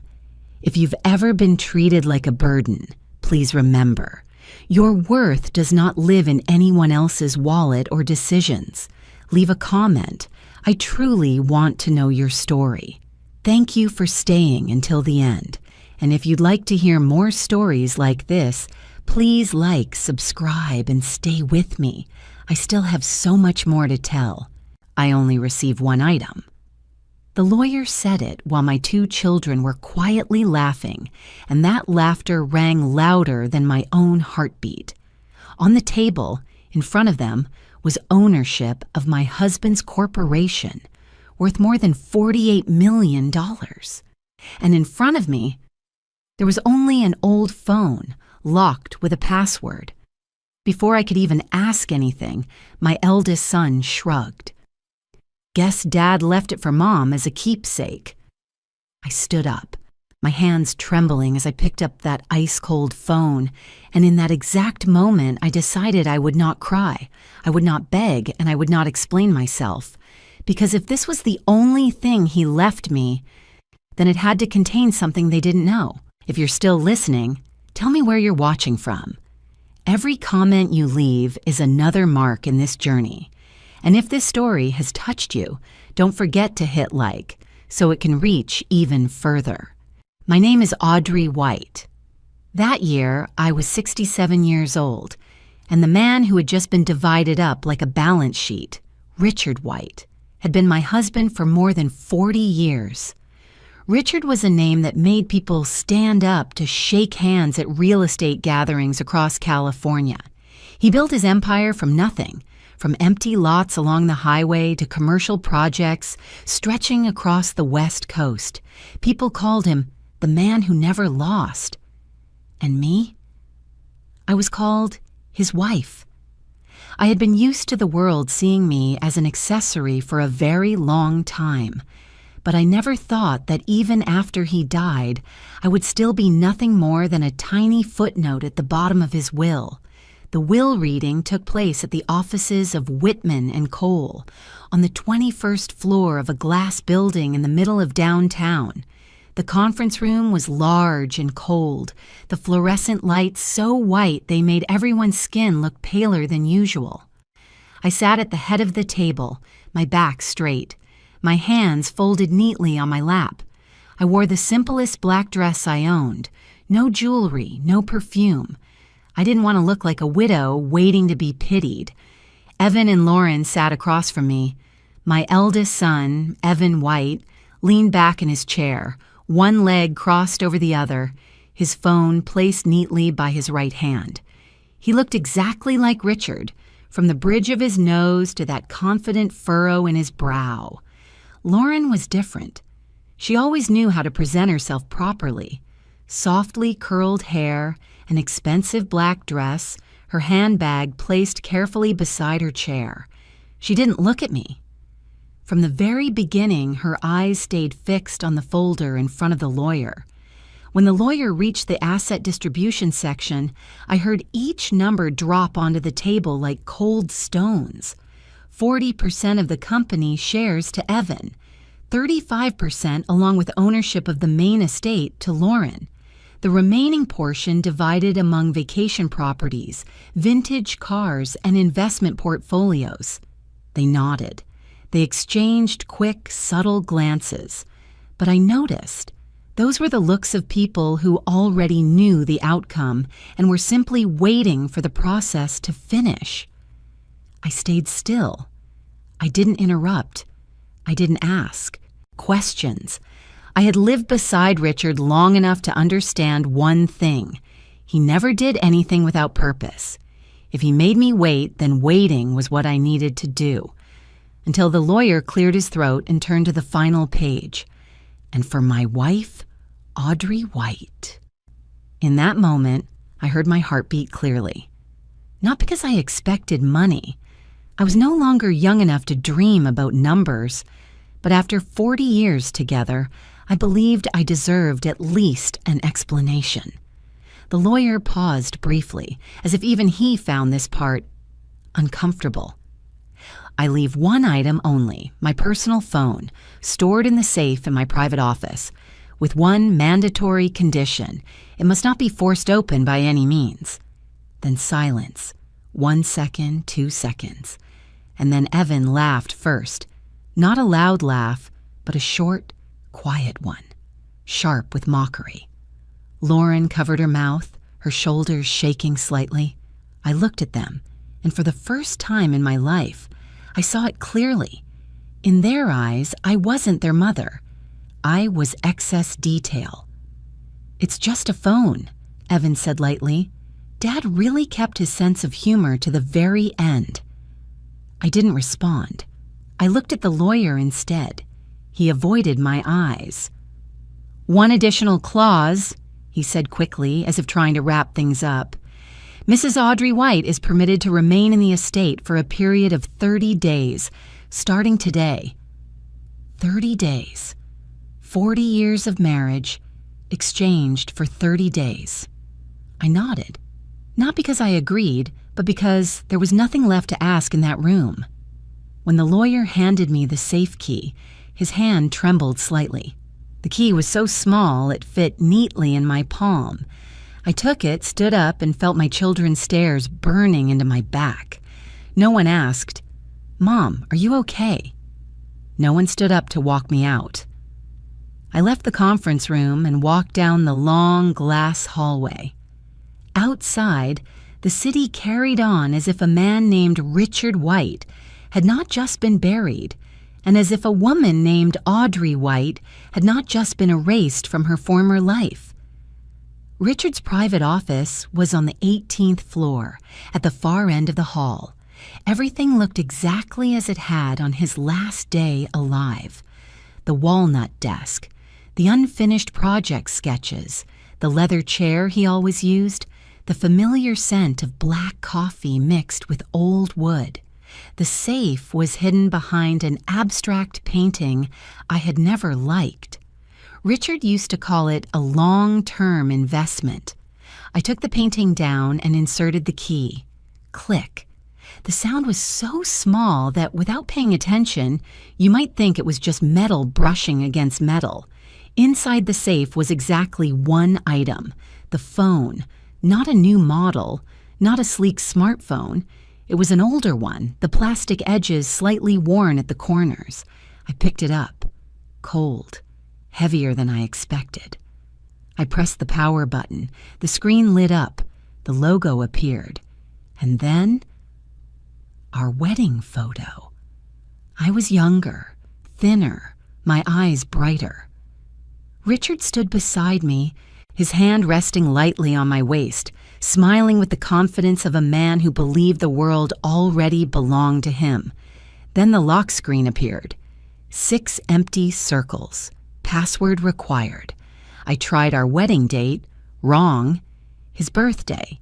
Wrong. Evan's birthday. Wrong. Lauren's birthday. Wrong. Each wrong attempt made the phone vibrate gently, like a polite but firm refusal. I sat down in Richard's chair. The leather creaked softly beneath my weight. I looked at the phone resting in my palm, and for the first time since he died, I didn't cry. Not because I was strong, but because something deep inside me had just woken up. Richard never made jokes, and he never abandoned anything he considered important. If he left me a locked phone, it wasn't a keepsake. It was a door. And whatever truth waited behind that door, I knew one thing for certain. This phone could not be meaningless. Richard's funeral had taken place 3 days before the will reading, but it wasn't until I walked out of the law office with that cold phone in my hand that I truly returned to that moment, as if my mind needed time to accept reality before allowing the memory to surface. The funeral home was in Pasadena, an elegant place with perfectly trimmed lawns and straight rows of cypress trees leading to the main hall. Everything there was designed to feel solemn, expensive, and emotionally distant. When I walked in that day, the heavy scent of white flowers hit me immediately, turning my stomach. Richard hated flowers. He used to say they were only beautiful for a moment before dying, just like relationships built on appearances. And yet that room was overflowing with flowers, large wreaths, elaborate arrangements, ribbons bearing the names of corporations, partners, and investment funds. All names I recognized, but never truly knew. Richard's coffin sat in the center. Dark wood, meticulously polished, expensive enough that I immediately knew Evan had chosen it. My son always believed anything connected to his father had to be worthy. I stood in front of the coffin for a long time, but I didn't step closer. I didn't have the strength to look at that motionless face again. The last image of Richard I carried was of him collapsed over his desk, surrounded by unfinished drawings and contracts, an image I only learned about later, through his secretary. The service began on time. People stood and sat according to the coordinator's cues. Evan and Lauren sat in the front row closest to the aisle. I was placed in the second row, alone. At first, I thought it was a mistake. I waited. I expected someone to come sit beside me, but no one did. Not a hand reached for mine, not a whispered word of concern. I sat there, my back straight, my hands resting on my handbag, feeling like I had taken someone else's seat. I turned to look at Evan. He had his head lowered, but not in prayer. His phone rested on his lap, the screen lighting up constantly. I could clearly see names appear and disappear: lawyer, assistant, chief financial officer, bank. Evan nodded, whispered a few words, then ended the call. Lauren wasn't much different. She held her phone with both hands, fingers moving quickly, her focus so intense I knew she wasn't hearing a single word being spoken at the front. I realized that at their father's funeral, my children were working. The officiant began speaking about Richard White, a brilliant businessman, a philanthropist, a visionary. The words flowed smoothly, polished, carefully edited to avoid touching any sharp edges. No one mentioned that Richard worked 16 hours a day. No one spoke about the nights he sat alone in his office, cold coffee beside him, trying to save a failing project. No one mentioned the chest pains he ignored because the work wasn't finished yet. No one spoke of the man who died alone. I listened with an empty heart. The words weren't wrong, but they weren't right either. They were a beautiful summary written to make listeners feel comfortable, not to tell the truth. I sat there, staring at my husband's coffin, and wondered, if Richard could hear this, what would he think? He would probably smile politely. Richard was always good at that. When it was time for the family to speak, Evan stood up. He spoke briefly and efficiently, thanked the partners, emphasized that the company would continue according to his father's vision. He didn't mention me once. Lauren didn't stand. She simply lowered her head, placed her hand over her chest for a few seconds, a perfect gesture for the cameras. I wasn't invited to speak, and I didn't stand. I didn't believe there was anything I could say in that room without making things uncomfortable. I had grown used to stepping back for far too long. Throughout the service, the phone in my purse felt like a stone. I didn't have it yet, but that sensation, that weight, had appeared early. I remember gripping the strap of my bag tightly, trying to keep my hands from shaking. I thought about Richard, about the last time we spoke. Over the phone, brief, rushed. He said he'd be home late. I said I'd leave dinner in the oven. We didn't say, "I love you." We'd grown used to saving those words for later. Later never came. When the service ended, everyone stood almost at once, as if an invisible signal had been given. Evan was the first to step into the aisle. He didn't look back at the coffin. Lauren followed, answering her phone as she walked.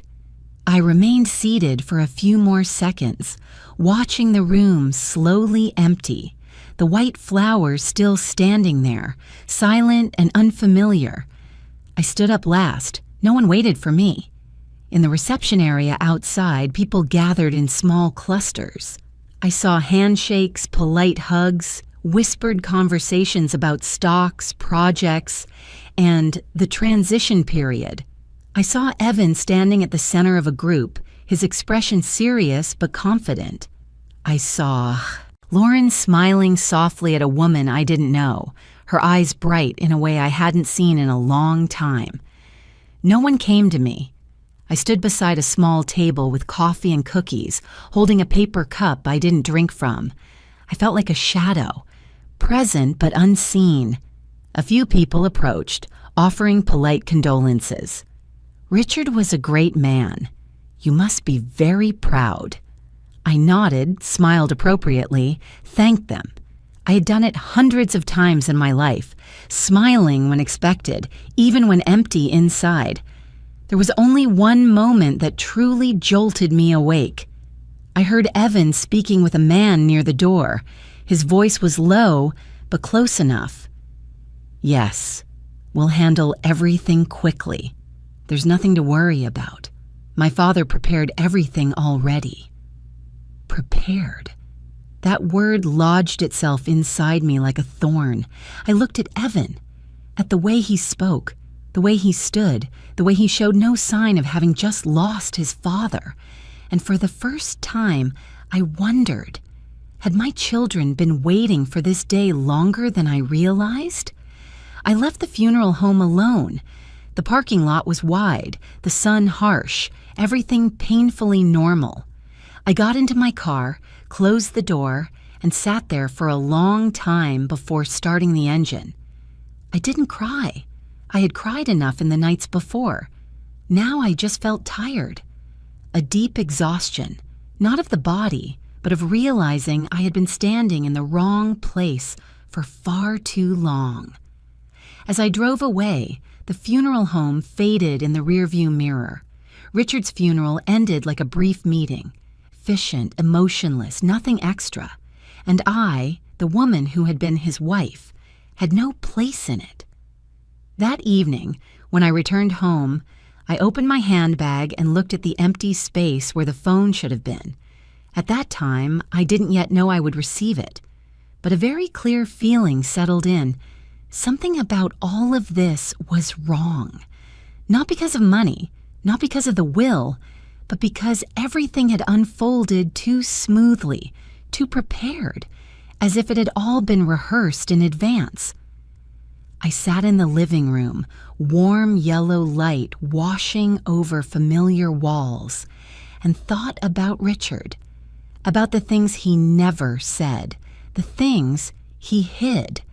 And I didn't know that just a few days later, an old phone would become the first piece of evidence proving that the funeral that day was not just a farewell. It was the beginning of the truth. I returned to the mansion that afternoon, after the will reading, when the sun had already begun to sink behind the tall rows of palm trees lining the road into the neighborhood. The house was still there, grand and familiar, just as it had been for more than 40 years. But from the moment I stepped through the iron gate, I felt something deeply different, as if this place no longer belonged to me, even though my name was still on a few documents that hadn't yet been changed. 2 days after the funeral, the lawyer sent an official email. The message was brief, precise, without a single unnecessary word. I was permitted to continue residing in the mansion for a maximum of 30 days, counted from the date of the will reading. After that period, the right to use and manage the property would be fully transferred to the primary heirs. 30 days. I read that number over and over, not because I didn't understand it, but because I couldn't believe an entire life could be compressed into it. 40 years of marriage, tens of thousands of dinners, sleepless nights because a child was sick, because Richard was under pressure at work, because projects were on the verge of collapse. All of it reduced to 30 days, enough time to pack up, enough time to disappear neatly. Lauren was the first to act. Just 3 days later, while I was still trying to keep my routine from completely falling apart, I saw an unfamiliar SUV parked in front of the house. A woman stepped out wearing neutral-colored clothing, a notebook in hand, her eyes quickly scanning the garden. Lauren walked beside her, heels clicking evenly on the stone path, her voice clear and decisive. "The living room walls need repainting. Mom likes this color, but it's too dark. The curtains should be replaced. The light doesn't feel upscale enough. This dining table can stay, but the chairs should be changed." I stood on the front steps, watching them move through the house like two strangers surveying a newly purchased property. No one greeted me. No one asked for my opinion. Lauren glanced at me briefly, offering a thin smile. "I just want everything ready for later, Mom," she said. "You won't be here that long anyway." The words were light, as if she were talking about a short vacation, not about me being erased from the house I had lived in for more than half my life. Evan was no less efficient. The next day, another group arrived. They carried cameras, measuring tools, clipboards. The man in charge introduced himself as an appraiser. Evan shook his hand and talked about interior value, antiques, and the collection Richard had carefully assembled over many years. I watched them open Richard's office door. I heard drawers being pulled open, pens scratching on paper. Evan stood there, pointing things out, explaining as if the place had belonged to him all along, and I was just a guest who hadn't left yet. I moved from room to room, silently like a shadow. Rooms that had once been filled with memories were now called by different names. Main living area, common space, potential layout. They were no longer the places where I read every morning, decorated for Christmas, or hosted the children's birthdays. I began hearing familiar phrases, repeated over and over, wrapped in the tone of concern. "Don't worry, Mom. We'll find you a suitable place. You don't need a house this big anymore. You won't have to worry about upkeep so much." Those words weren't wrong, but they were hollow. They sounded like things people say to soothe a child, not to speak to a woman who had lived her entire adult life in this house. No one asked what I wanted. No one asked if I was ready. That evening, after everyone had left, I locked the doors, went upstairs, and entered my bedroom, the room Richard and I had shared for decades. I sat on the edge of the bed, opened my handbag, and took out the phone. It fit neatly in my hand, silent, lifeless. A small object, yet carrying a strange weight. I pressed the power button again, even though I already knew the result. The screen lit up. The wedding photo. 6 empty circles. I took a deep breath, trying to keep my hand from shaking. I tried the familiar passwords again, not because I believed they would work, but because I needed to be certain I hadn't missed something obvious. The day we bought this house.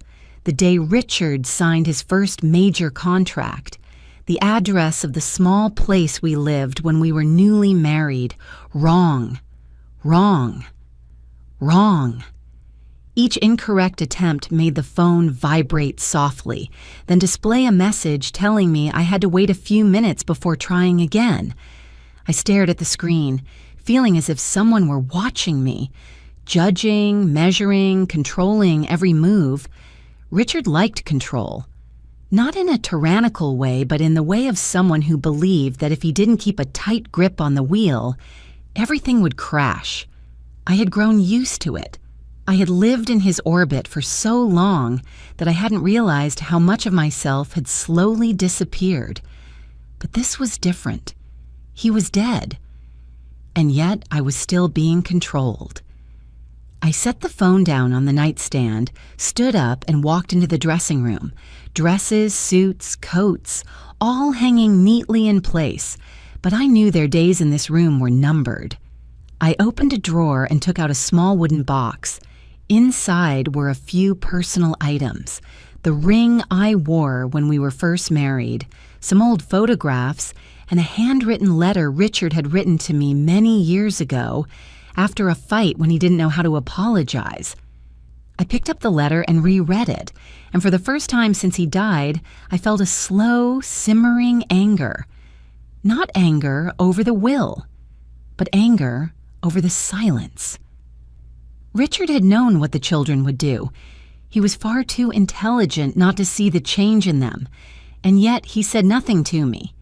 He let me walk into this situation, pushed aside, treated like a stranger, without a single warning, or had he spoken, and I simply hadn't listened. The days that followed passed in a haze. Every morning I woke up, went down to the kitchen and made coffee as usual, but the kitchen no longer felt like mine.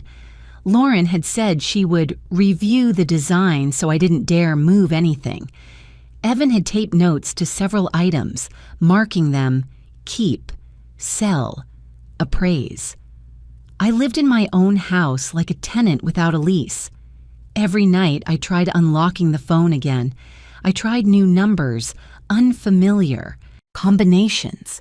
I tried things connected to Richard that only I knew, small, private details that never appeared in files or calendars. Still wrong. The waiting time kept increasing. 5 minutes, 10 minutes, 30 minutes. I began to notice the pattern, and a chill ran down my spine. This was not an ordinary phone.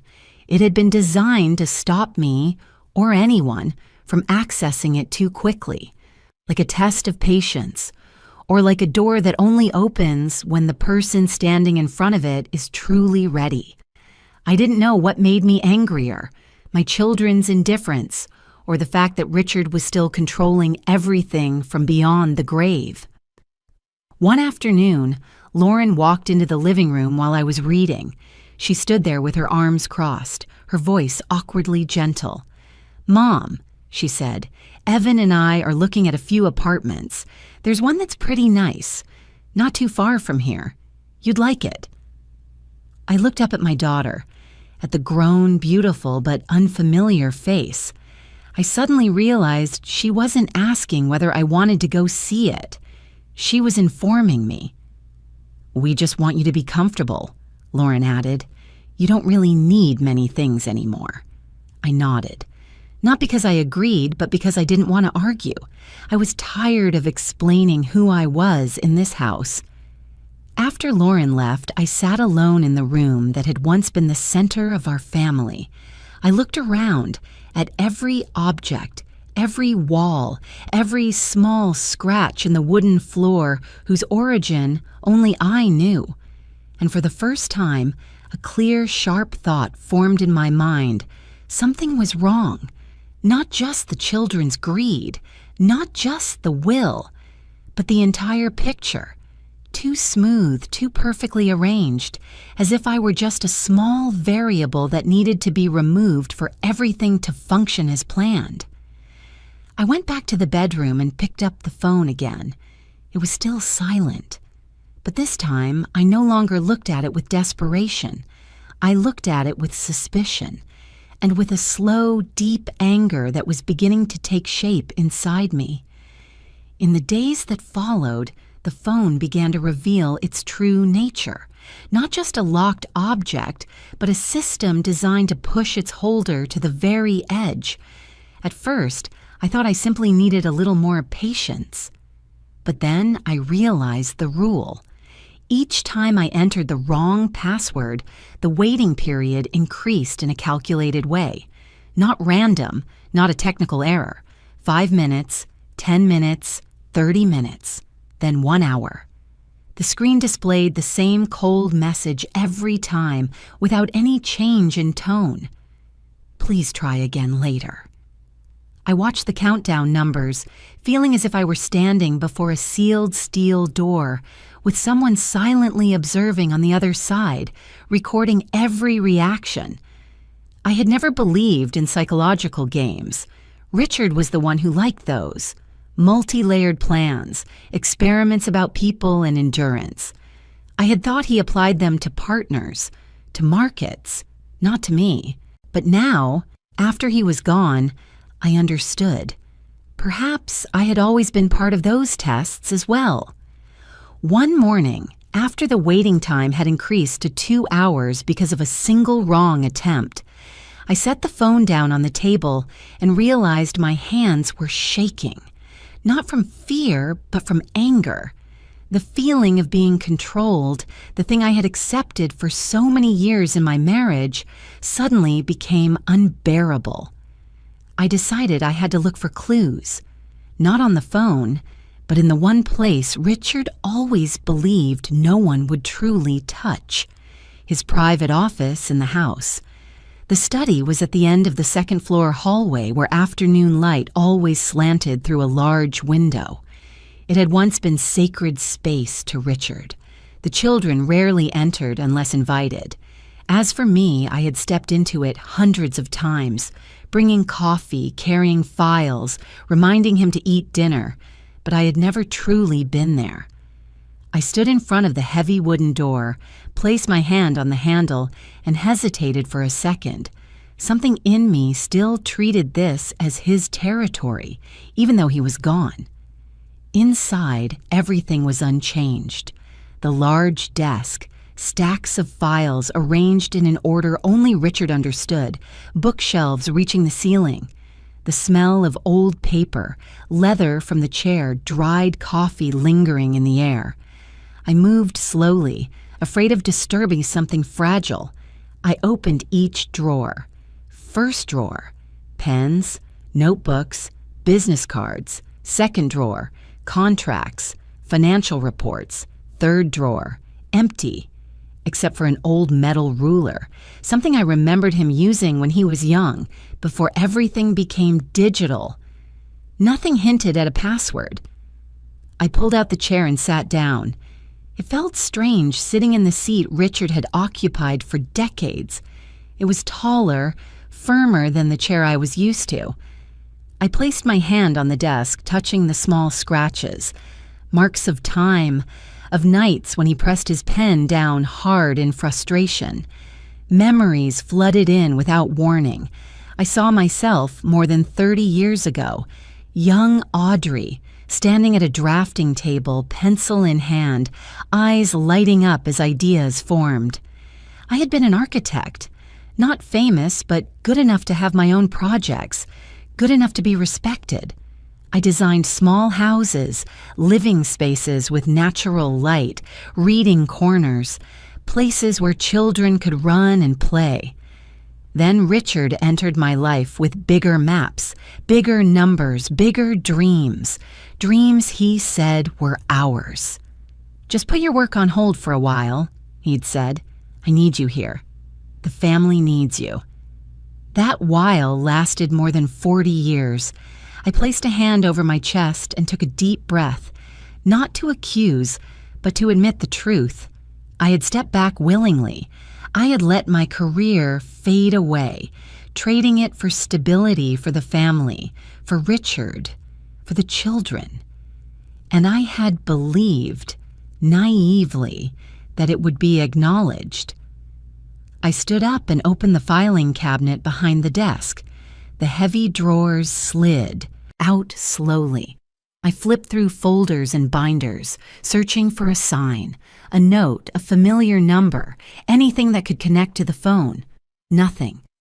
Disappointment rose, but with it came a clearer realization. Richard never left clues in obvious places. He never did. If the password existed, it wasn't on paper. It was in memory, in emotion, in things only one person could reach. I left the study as dusk settled in. Down the hallway, I heard voices and laughter from the living room. Evan and Lauren were there. I hadn't intended to listen, but their voices carried clearly. "She still hasn't packed, has she?" Evan said, irritation in his voice. "She's probably still hoping that phone will save her." Lauren replied, laughing softly. "It's hard to believe Dad left her that thing." Maybe he felt sorry for her. I stood still, my hand against the wall. Each word landed like a slap that didn't require a hand, not because they were cruel, but because they were unconscious. My children weren't deliberately insulting me. They simply no longer saw me as a person with an inner life, with value. I turned and walked back to my room before they noticed I was there. That night, I couldn't sleep. I lay in bed, staring at the dark ceiling, listening to the steady ticking of the clock. Every time I closed my eyes, I saw the phone screen with 6 empty circles. I saw the countdown numbers. I saw my own hand entering the wrong code, over and over again. I sat up at 2 a.m. and picked up the phone, even though I knew I still had to wait. I just wanted it in my hands, as if holding it would give me back some sense of control. But I couldn't control anything at all.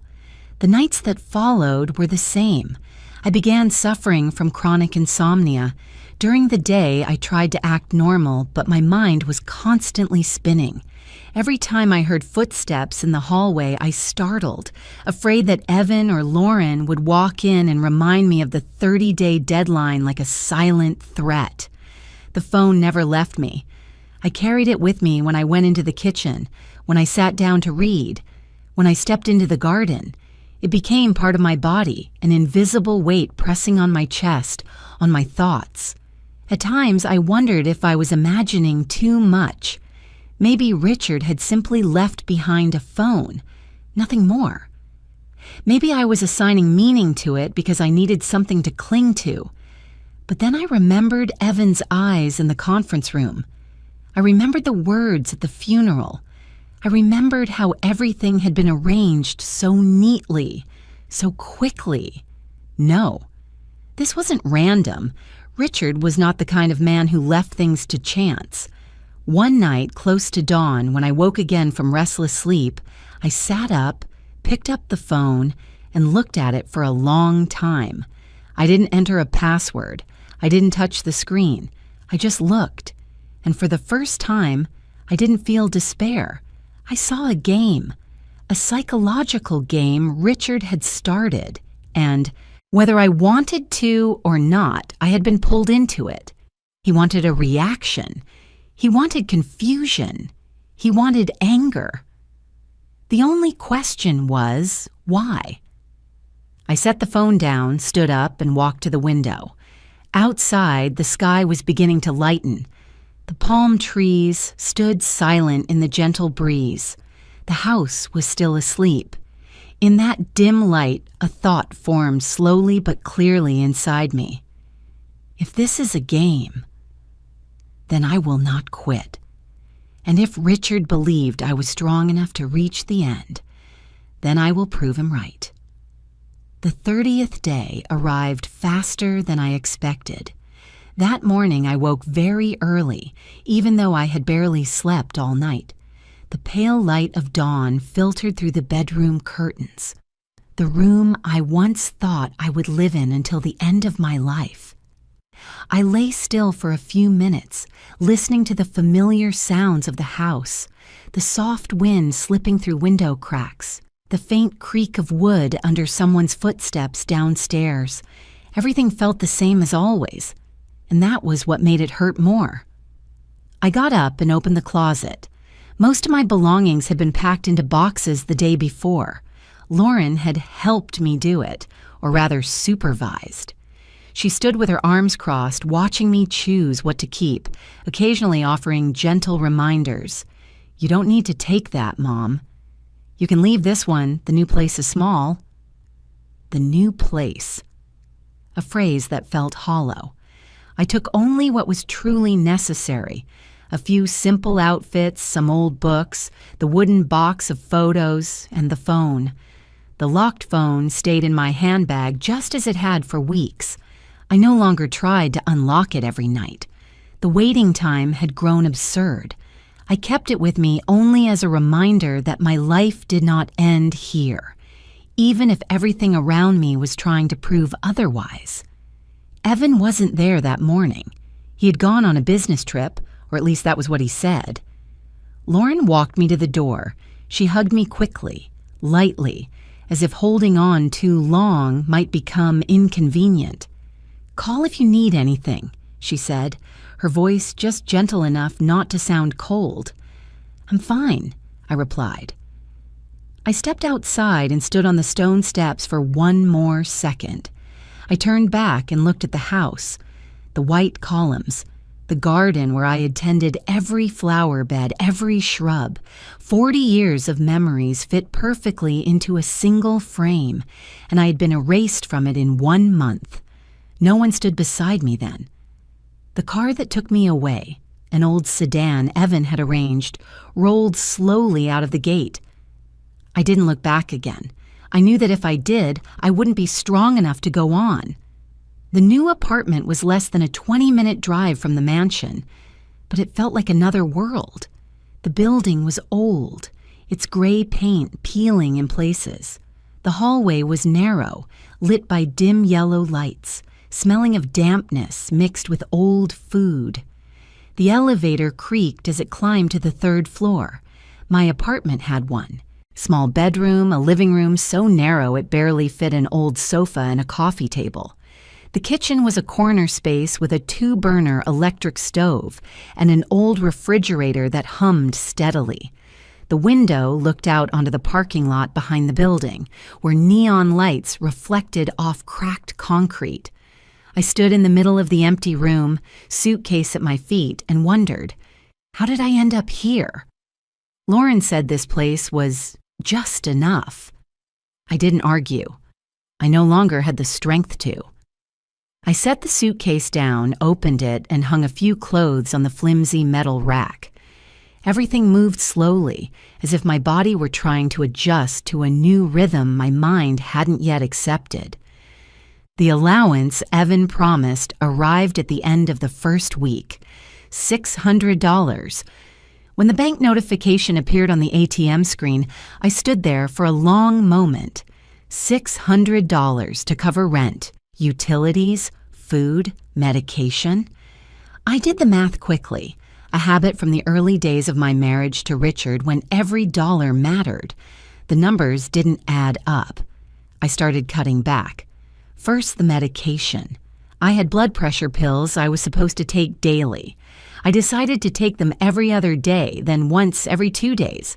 I told myself, I'm fine, it's temporary. Food became simpler too. Bread, canned soup, instant noodles. I ate less. Not because I wasn't hungry, but because I was afraid I would need that money more tomorrow than today. Evenings in the new apartment were quiet in an unpleasant way. There was no rustling wind in the garden, no large clock ticking in the living room. only the sound of cars in the parking lot, a television from the neighboring unit, and the old refrigerator humming like an artificial heartbeat. I called Evan in the second week. The phone rang for a long time before going to voicemail. I didn't leave a message. I called Lauren. It rang 5 times, then stopped. I sent a short text. I just wanted to check in. The message was marked as read, but there was no reply. I sat on the old sofa, the phone on the table, watching the screen fade to black. The feeling of abandonment didn't arrive all at once. It came slowly, drop by drop, like water leaking through tiny cracks until everything was flooded. In the third week, the allowance dropped to $400. No explanation, just a new number appearing in my account. I stood at the ATM, receipt in hand, feeling a wave of lightheadedness. I leaned against the wall, took a deep breath, and waited for it to pass. The landlord, a middle-aged man with a protruding belly and a dry voice, began knocking more often. The first time, he reminded me politely. The second time, his tone grew firmer. By the third time, he stood in front of the door with his hands on his hips. "You're late on the rent," he said. "I know," I replied. "I'm waiting for my children to send the money." "I don't care where it comes from," he said. "I just need it in full and on time." When the door closed, I slid down to the floor, my back against the thin wooden door. I closed my eyes, forcing myself not to cry. I didn't want to cry in this apartment. I didn't want this place to witness my collapse. The nights that followed, I slept very little. When I did sleep, I dreamed I was standing in the old mansion, but every door was locked. I held the phone and entered the password, but the numbers dissolved beneath my fingers. I woke up in the dark, heart racing, cold sweat soaking my back. I stopped calling Evan and Lauren, not because I didn't need them, but because I understood. Those calls led nowhere. They only made me feel smaller, weaker. One afternoon, as I counted the remaining money in my wallet, I realized I had hit bottom. Not because I was running out of cash, but because I had started considering things I had never thought about before. Selling my wedding ring, selling sentimental items, even looking for work at my age. I looked at myself in the bathroom mirror. My face was thinner, my skin duller, my eyes tired. I didn't recognize the woman staring back. That woman was no longer Richard White's wife, no longer the lady of a grand mansion. She was just a tenant trying to survive. That evening, as I sat on the floor with my back against the sofa, the phone in my handbag brushed against my hand. I took it out and placed it on my palm. It was still cold, still silent, still locked. I let out a quiet laugh, a dry laugh, neither happy nor sad. "If this is the lowest point," I whispered, unsure who I was speaking to, "then I'm already here." And in that moment, I understood. There was nothing left to lose.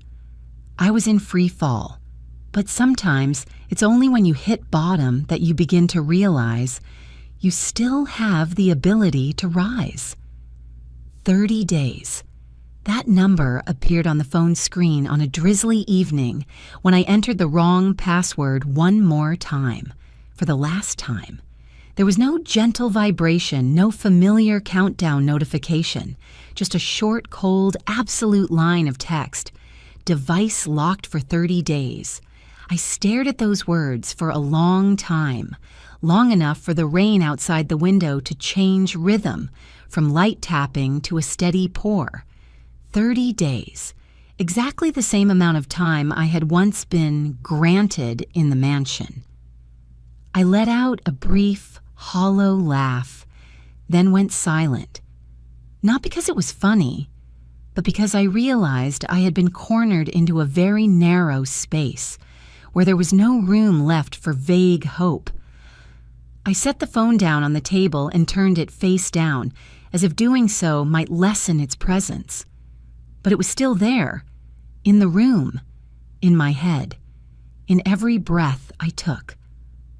The days that followed passed slowly, sticking together like wet pages. I no longer tried to unlock it. I no longer counted the hours. I knew that no matter what I did, the phone would not respond. And that feeling of absolute rejection, not from a person, but from an inanimate object, exhausted me in a different way. The money in my account dwindled faster than I'd expected.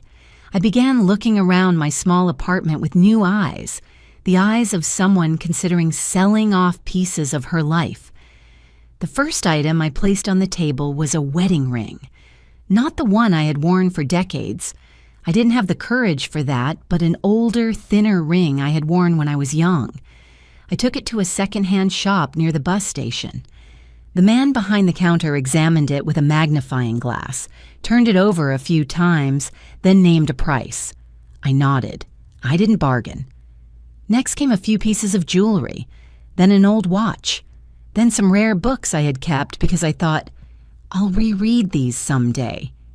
Each time I left the shop, it felt as though I had cut away a very small piece of myself. Not enough to cause sharp pain, but enough to leave emptiness. I didn't tell my children. I didn't call. I didn't text. Not because I didn't want them to know, but because I wanted to see whether in the silence they would notice my absence. They didn't. By the 4th week, I had no choice but to call Evan, not to complain, just to ask about the overdue rent. The phone rang longer than ever before. Then voicemail answered, polite and distant. I left a short, neutral message without blame. There was no response. I called Lauren. This time she picked up. Her voice sounded busy. "What is it, Mom?" "I just wanted to ask about this month's money." "Oh, that," Lauren interrupted, her tone softening slightly. "I think you should start figuring things out on your own. We can't support you forever." I held the phone, saying nothing. "I understand," I said at last. "Okay," Lauren replied quickly. "I'm in a meeting." The call ended. I sat still, watching the screen fade to black.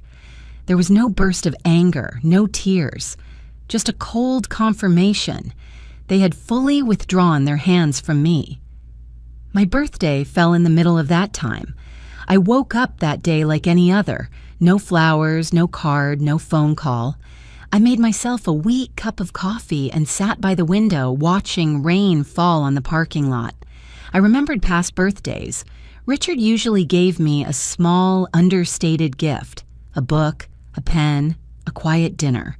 This year, there was nothing. I didn't celebrate. I didn't remind anyone. I went out and bought a small cake from a nearby shop. I ate it alone, cutting it into 2 pieces out of old habit, then realizing I only needed one. I put the other piece in the refrigerator, not knowing why. That evening, I sat on the living room floor with my back against the sofa, the phone placed in front of me, locked, silent, like a door that had decided not to open. I closed my eyes. "Are you satisfied now?" I whispered, unsure who I was talking to. If this is a lesson, then I've learned enough. I didn't believe Richard could hear me, but I kept speaking, because there was no one else. "I did everything right, Richard. I stayed. I sacrificed. I trusted you. And now I'm here, alone, without a home, without money, without children." My throat tightened. I took a deep breath, trying to keep my voice from breaking. "If that phone is what you left for me, then why did you lock it like this?" There was no answer, only the sound of rain outside the window. In the days after my birthday, my body began to react. Sudden dizziness, mornings when I had to sit for a long time before standing up. I knew I couldn't keep cutting my medication like this, but I also didn't know where the money would come from. The landlord came back, this time without knocking. He waited for me in the hallway, arms crossed. "If you don't pay by this week," he said, "I'll send a formal notice." I nodded. I didn't argue. I didn't beg. I had already used up all those words. That night, I sat on the bed for a long time, staring at the locked phone on the nightstand. I didn't touch it. I just looked. And for the first time, a very dangerous thought appeared. Should I give up? Not giving up in a dramatic sense, but letting go. Accepting that some doors are not meant for me. Accepting that 40 years of living for others have led me to an ending like this. I lay down and turned my face toward the wall. Tears came, but not violently. They were quiet, warm, soaking into the pillow. I didn't try to wipe them away. And then, when I thought I had hit bottom, when everything inside me settled into something close to emptiness, something very small happened. Not on the phone, not from my children, but from me. I suddenly realized that over these past weeks, I had been fighting, not to unlock the phone, but to prove that I deserved to unlock it. I had tried to remember, to guess, to struggle, as if I needed to pass some kind of test in order to be allowed to keep living. That thought made me sit up straight. "No," I said softly, for the first time with a strange certainty. "If this is your game, then I'm not playing by the old rules anymore." I didn't know what that meant.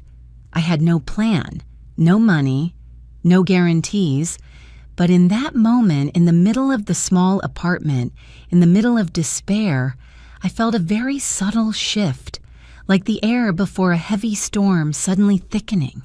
I picked up the phone, not to unlock it, just to hold it. And for the first time in weeks, I didn't beg it. I simply whispered, not like a plea, but like a very quiet challenge. "If you still have something to say, then it's time." Outside, the rain stopped. Inside me, something, very slowly, very deeply, began to turn. I don't know why I picked up the phone at that moment. There was no warning sign, no clear thought, just a very light impulse, like when your hand reaches out to catch something that's about to fall before your brain has time to give the command. I sat on the edge of the bed, the room so silent that I could hear the faint metallic sound as my fingernail brushed against the edge of the device. The screen was still black. I pressed the power button. The light came on slowly, unhurried, as if it, too, were deciding whether it should respond to me. The logo appeared, then disappeared. The old photo showed up, the photo of Richard and me taken many years ago on an autumn afternoon. I was younger, my hair longer. He was standing slightly angled toward me, his hand resting on the back of the chair. I had looked at this photo dozens of times over the past weeks. It no longer hurt the way it once had. It was just a memory, frozen in place. The familiar words appeared. Enter passcode. 6 empty circles. I didn't think. I didn't review the numbers I had already tried. I didn't repeat dates, milestones, painful or happy memories. I didn't try to remember. I just let my hand move. My thumb touched the screen, pressed the first number, then the second. A slow, steady rhythm without hesitation. I wasn't counting. I wasn't looking. I was simply following something very deep, very vague, like a memory that didn't live in my head, but in my body. When I pressed the final number, I still didn't look up. Then, very softly, a sound appeared. Not the error tone, not the familiar, gentle vibration of rejection, but a small click, almost impossible to hear, like an old lock finally deciding to turn. I lifted my head. The circles lit up. The screen flickered once, and then it opened. For a second, I didn't understand what was happening. I just stared at the screen, my mind empty, my heart pounding so hard I had to place a hand on my chest. I had grown so used to failure that when the opposite happened, my brain couldn't process it in time. It opened. The phone, the thing that had been silent, sealed, cold for weeks, was open in front of me, calmly, without fanfare, as if it had simply been waiting for this exact moment. I didn't touch the screen right away. I was afraid that if I did, it would disappear. I was afraid this was just a glitch, a brief mistake. I breathed slowly until my heartbeat settled, then finally placed my finger on the glass. The home screen appeared. It didn't look like any phone I had ever used. No social media, no news, no entertainment apps. Just a few simple icons arranged neatly. And right in the center, more prominent than all the others, was a folder. The folder was named Audrey. I froze. Not my files, not documents, not some generic label, but my name, my full name. No abbreviation, no explanation. I raised my hand to my mouth, not out of shock, but because of a strange feeling, like someone had just spoken my name out loud in an empty room. I tapped the folder. It opened almost instantly, without delay. Inside was a long list of files. They were numbered neatly from top to bottom. No poetic titles, no explanations, just plain text. File 01, File 02, File 03. I tapped the first file. The screen turned white. A document appeared, clear and sharp. I read the first line and felt the air in the room thicken. Property Ownership Certificate. Owner's name, Audrey White. I blinked, read it again, and again. It wasn't a mistake. It wasn't a similar name. It was me. The property address was in San Diego, a 4-story commercial building in the downtown area. Estimated value, more than $3 million. I sat completely still. My hands began to shake. Not the kind of shaking from cold, but the kind that comes when your brain is struggling to catch up with what your eyes have just seen. I scrolled down. The signature at the bottom, the notarization, the date. Everything was legal, complete, no room for doubt. I backed out and opened the second file. Another property. This one was an apartment complex in Portland. More than 20 units. Owner's name, Audrey White. Value, nearly $3 million. The third file. An industrial warehouse in Nevada. The fourth file. A commercial plot of land in Arizona. I opened file after file, like someone flipping through a book they didn't realize they had been writing all along. Every page was a direct blow to my old understanding of my own life. Every property was in my name, not joint ownership, not authorization, full ownership. I don't remember how many files I opened. I only know that at some point, my hands were no longer steady enough to hold the phone. I set it down on the bed, then picked it up again, afraid that if I looked away for too long, everything would vanish.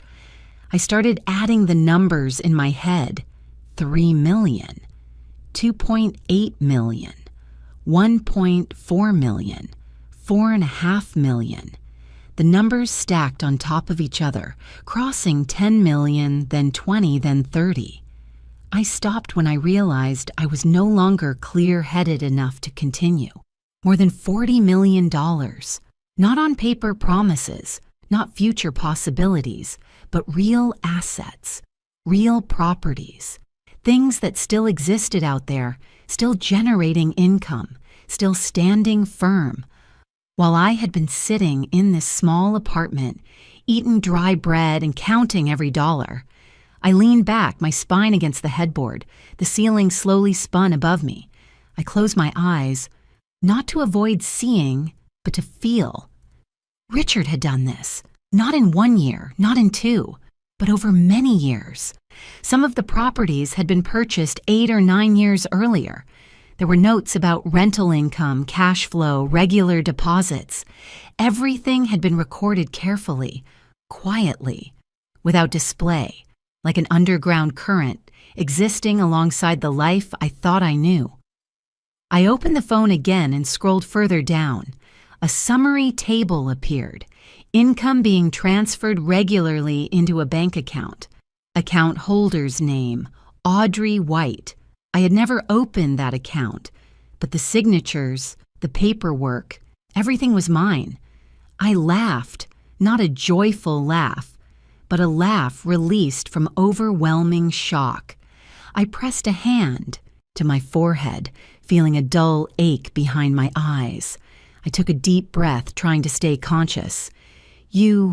I whispered, my voice rough. What did you do, Richard? The pieces began to fall into place, slowly but firmly. His coldness in the final years, the way he avoided questions when I asked about finances, how he always said, you don't need to worry. I had thought it was control, patriarchy, the habit of a man who didn't want to share power. I was wrong, or at least I had only seen half the truth. Richard had been preparing for a long time, not for the children, but for me. Not in the way I expected, not with words or a clear will, but with a silent plan, patient, cruel enough to force me to hit bottom before I could stand up. I didn't know whether to be angry with him or grateful to him, probably both. I picked up the phone again, this time my hands no longer shaking as before. I swiped the screen and looked again at the folder bearing my name. It wasn't a gift. It was a return of something I had lost long ago, the right to have my name on my own life. Outside the window, the parking lot was still wet from the earlier rain. The neon lights still reflected on cracked concrete. Nothing outside had changed, but inside me, something had shifted. I was no longer the woman who had been pushed out of her home, living on a trickle of allowance, begging for unanswered calls. I was still in this apartment, still wearing old clothes, still unable to afford a proper meal. But I knew, and knowing alone was enough for the world to begin turning in a different direction. I sat for a long time in front of the open screen, pale blue light reflecting off the low ceiling of the apartment. The numbers, the text, the documents were still there, but I didn't open any more files. I knew I wasn't ready yet. The dizziness hadn't fully passed, as if I had just stepped out of a dark room and my eyes hadn't adjusted to the light. In the lower corner of the screen, there was an icon I hadn't touched yet.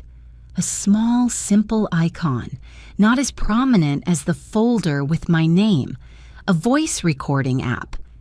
I knew what it was even before opening it. My finger hovered in the air. I realized I was hesitating in a way that felt very familiar.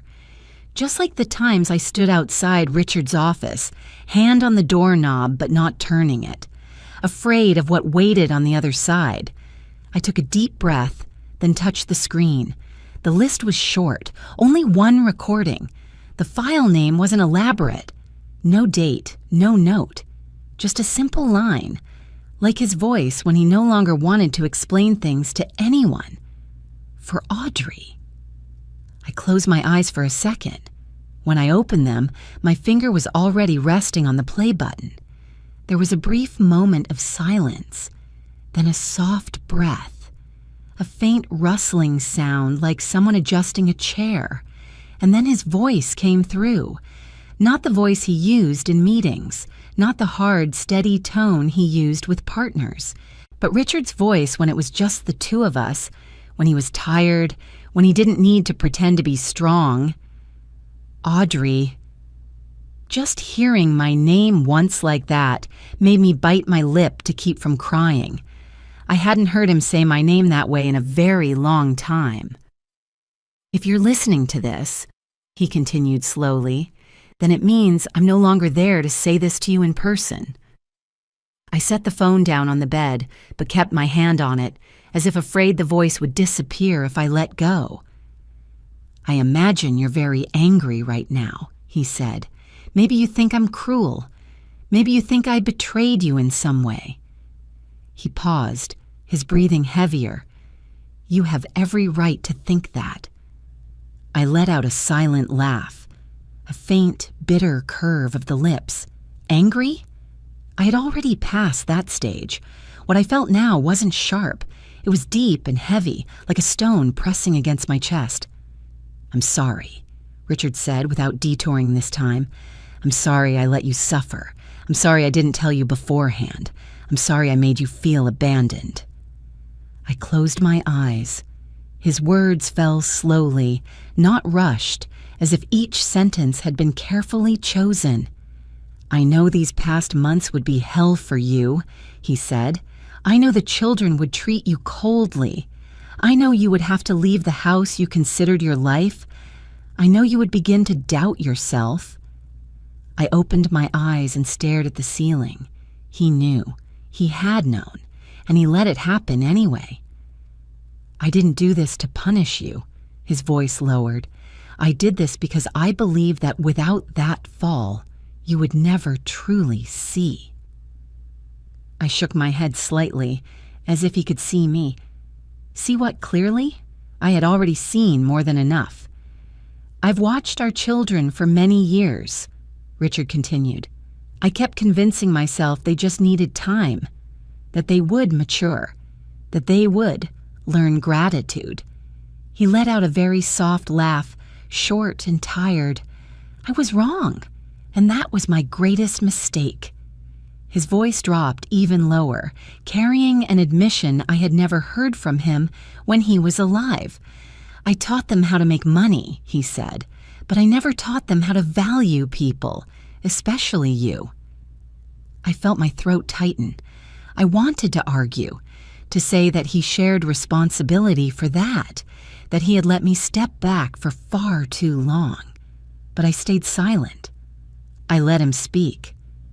"I know that if I had told you about those assets while I was still alive," he continued, "I know exactly what you would have done." He didn't need to say more. I knew. I had always known. I would have suggested sharing them with the children.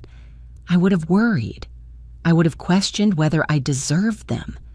I would have once again put other people's needs first. "I couldn't let that happen," Richard said. "Not because I didn't trust you, but because I trusted you too much."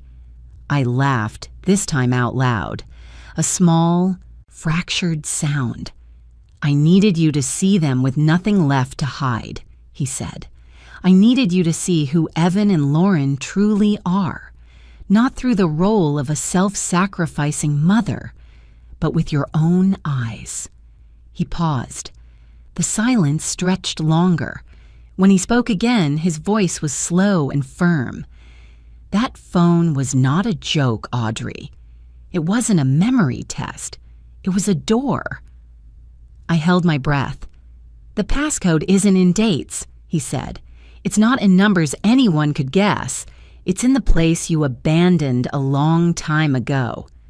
I remembered the moment my hand had moved on its own, without thought. A memory not stored in my head, but in my body. I understood. "The day that phone opens," he continued, "won't be the day you become rich. It will be the day you become free." His voice softened, the way it used to late at night, when the world outside had gone to sleep. "I set that timing to coincide with your 70th birthday," he said, "not because of the number, but because I wanted you to step into the next part of your life as yourself." 70 years old. I looked down at my hands, the wrinkles, the age spots. I had thought 70 was the end, a period, a closing chapter. Richard had thought differently. "I know you'll be angry," he said, his voice heavier, "and you have every right to be. I accept that, but I hope that when the anger fades, you'll understand that I did this because I believed in you more than anyone." I raised my hand to cover my mouth. Tears fell, not in a rush, but quietly, like water finally finding a way out. "That phone," he said, is not something I left for you." I shook my head slightly. "It's something I returned to you." His breathing sounded one last time, then the recording ended. The screen fell silent. My small room sank into stillness, broken only by distant cars in the parking lot. I sat there for a long time. I didn't replay the recording. I didn't open any more files. I let his words settle, little by little, like sediment sinking in a glass of water after being stirred too hard. I was angry, and I understood. Angry that he had let me go hungry, humiliated, alone. Angry that he had decided for me once again, even if his intentions were good. But I was also awake now. I had seen my children clearly, more clearly than ever before. And without those months, I might have gone on deceiving myself. I picked up the phone and placed it neatly on the table. I didn't call anyone. I didn't announce anything. I didn't ask for advice. I didn't tell Evan. I didn't tell Lauren. I didn't even call a lawyer. I chose silence, not out of fear, but because for the first time in my life, I understood that silence could be an active choice, not submission. I didn't need them to know what I now knew. Not yet. I stood up and opened the window. Cool night air flowed in. I took a deep breath and felt my chest open. Somewhere inside me, something had ended, and something else, very slowly, very steadily, was beginning. I remained by the window long after the recording ended, not because I needed more air, but because I needed time to accept that what I had just heard was real. Richard was gone, but he hadn't vanished. He had only changed the way he existed, from a man of flesh and bone into a chain of carefully calculated decisions, revealing themselves layer by layer. When I returned to the table, the phone was still there, quiet, as if it had never kept me awake night after night. The screen was dark, but I knew that inside it an entire world was waiting for me to step in. I touched it lightly to wake it again, not out of curiosity, but because something Richard had said wouldn't let go of me. "You are never alone. If not the children, then who?" I opened the contacts. The list was so short it made me freeze. Not 10 numbers, not 5, just one name, Thomas Reed. No photo, no notes, just a name and a phone number with a familiar California area code. I repeated the name in my mind, and old memories began to stir. Thomas Reed, Richard's close friend, a man I had met only a few times at polite, obligatory dinners, quiet, always impeccably dressed, never flashy, a lawyer, but without the coldness I had seen in others in that world. Thomas always kept his distance, courteous, but his eyes were constantly observing, like he saw things others overlooked. Richard rarely spoke about him. Only one sentence repeated whenever I asked about complicated legal decisions. "Thomas is the man I trust most." I stared at the number for a long time. Call or don't call? Part of me wanted to remain silent, to keep this secret to myself just a little longer, like a small flame newly lit. I was afraid that opening the door too soon would let the wind blow it out. But another part of me, the part learning to stand upright again, understood that I couldn't do everything alone. Not now. I pressed call. The ringing sounded steady, unhurried. I counted in my head. 1, 2, 3. I almost thought no one would answer. Then, on the 4th ring, a deep, warm male voice came through. "Audrey." Not hello, not who's calling, but my name, spoken as if he had been waiting for this call for a very long time. I swallowed. "You are Thomas Reed?" "Yes," he said. "I've been waiting for you." Not waiting. Waiting. Those words are different, and Thomas knew that. I'm not sure where to begin," I said. "You don't need to," he replied. Richard told me this call would come at the right time. I closed my eyes. You know everything? I know what I need to know, Thomas said calmly, and I know what you've been through. I didn't explain. I didn't complain. There was no need. He didn't ask, and I didn't want to speak. There was a strange, shared understanding in that conversation, as if any explanation would be redundant. The assets on the phone, they're all real? I asked, even though I already knew the answer. Completely real, Thomas replied without hesitation. All documents are legal, notarized, carefully managed, and most importantly, everything is in your name. I took a deep breath. And the cash flow? Still running, he said, for many years now. I leaned back in my chair. The small apartment suddenly felt so quiet I could hear my own heartbeat. How much? I asked, my voice softer. Thomas paused briefly, as if choosing his words carefully so I wouldn't be overwhelmed. In addition to the property value, he said slowly, you currently have a little over $6 million in cash across linked accounts. That amount comes from rental income, conservative investments, and reinvested profits over many years. I said nothing. Not because I didn't believe him, but because my body needed a few seconds to understand that I was no longer living day to day in survival mode. Richard was very careful, Thomas continued. He didn't allow anyone, not even the children, to access this information. Why did he trust you so much? I asked. Thomas gave a very small smile, not a happy one. Because I was the only person who ever told him that. If he didn't change, he would lose you. That sentence stunned me. Richard wasn't someone who took advice easily, Thomas went on, but he listened to me on that point, even if it was late. I looked around my apartment, the place where the landlord had knocked so many times demanding rent. I'm about to be evicted, I said, allowing my voice to weaken for the first time in the call. I know, Thomas said, and that won't happen. I held my breath.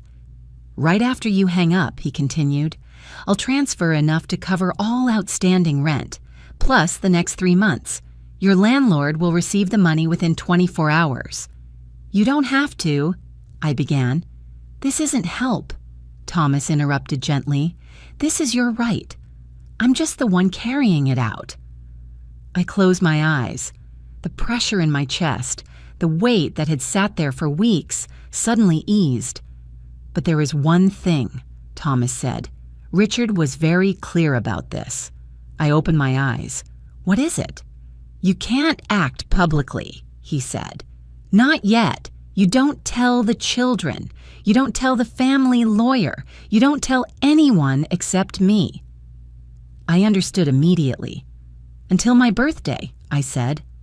That's right, Thomas replied. He wanted everything to happen at the right time. I let out a small smile. That was always him. Thomas was silent for a moment. And he wanted you to have time to prepare, he said. Not with paperwork, but with yourself. After the call ended, I sat still for a long time. Not because I was overwhelmed, but because I was feeling a very slow, very deep shift. Not explosive joy, but steadiness returning. Something I had lost far longer ago than I realized. I began to prepare, quietly. No luxury shopping, no moving. I simply started caring for the basic things I had neglected. I took my medication regularly again. I ate full meals.